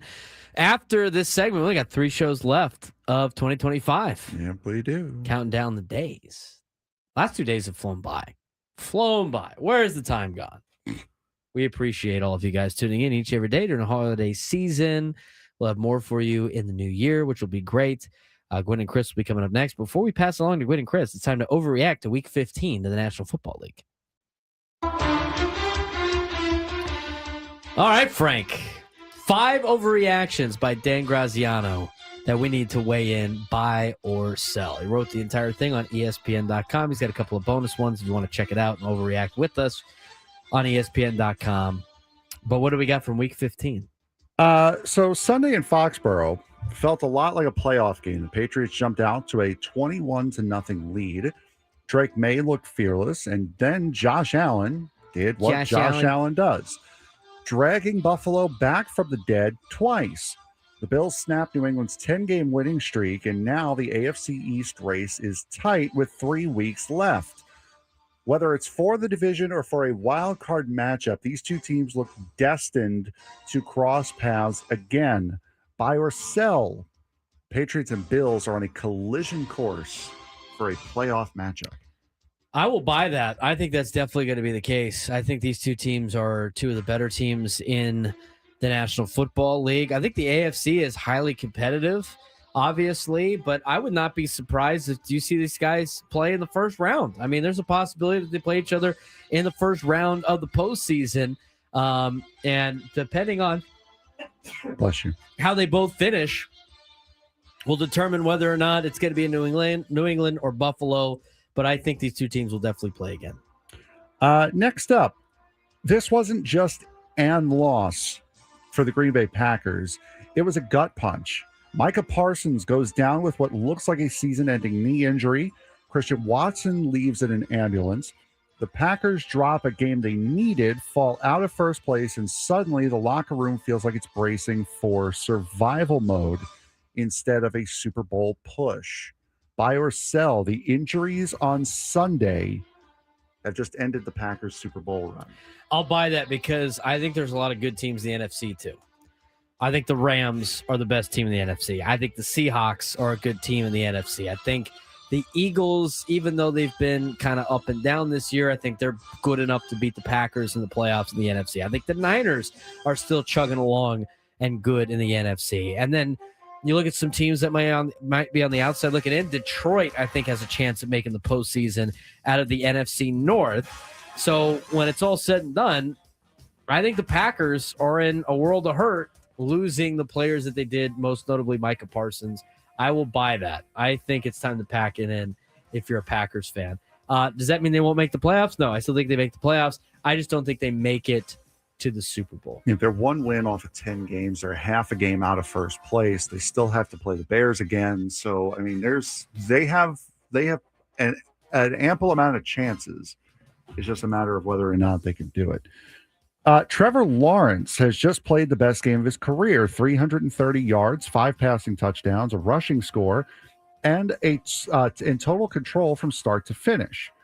The Jaguars have won 5 straight, and Lawrence suddenly looks like the number 1 pick that everyone envisioned years ago. Is this just beating up on the Jets, or is Liam Cohen finally unlocking a franchise quarterback? Buy or sell? Liam Cohen has officially fixed Trevor Lawrence. I'm going to sell that. I think Trevor Lawrence has been all right throughout his career. This is not his best career in terms of completion percentage and some other things. I mean, his yards are up, but he's thrown for over 4,000 yards twice already in his career. His touchdowns, he's only 2 away from a career high in touchdowns. I just think the Jags are having a great year in general. And, he's in his prime. He's 26 years old. This is his 5th season in the National Football League. I think he's starting to finally figure it out. I think Cohen might have helped and saved the Jaguars. I don't necessarily know if he's done it for just Trevor Lawrence. So I'm going to sell that. The Baltimore Ravens just shut out the Cincinnati Bengals. Pittsburgh is hanging on without TJ Watt. Both teams are flawed, inconsistent, and somehow are still right in the middle of the AFC North race. With the way the schedules line up, it is very possible the division comes down to the final week in Pittsburgh. Winner take all. Buy or sell, the Week 18 Steelers-Ravens game will decide the AFC North. Buy it. Yeah. 100% buy that. I thought that last night watching the game between the Steelers and the Dolphins. And the Dolphins, I don't know what the Dolphins were doing just the entire time. The Dolphins were head-scratching when it came to their time management, their clock management. Made no sense. They looked like they didn't really want to try to win in the third quarter. And then the fourth quarter, they're like, oh, let's go try to win now. Oh, there's a game? So undisciplined. They couldn't run out of bounds to stop the clock. They couldn't do a lot of things. They were moving slow, and it was like too little too late. That's a disastrous team. But you look at the remaining schedule. The Ravens next week will host the Patriots. That's going to be a tough game for them to play. But the Steelers got to play the Lions, and I don't think either of them win.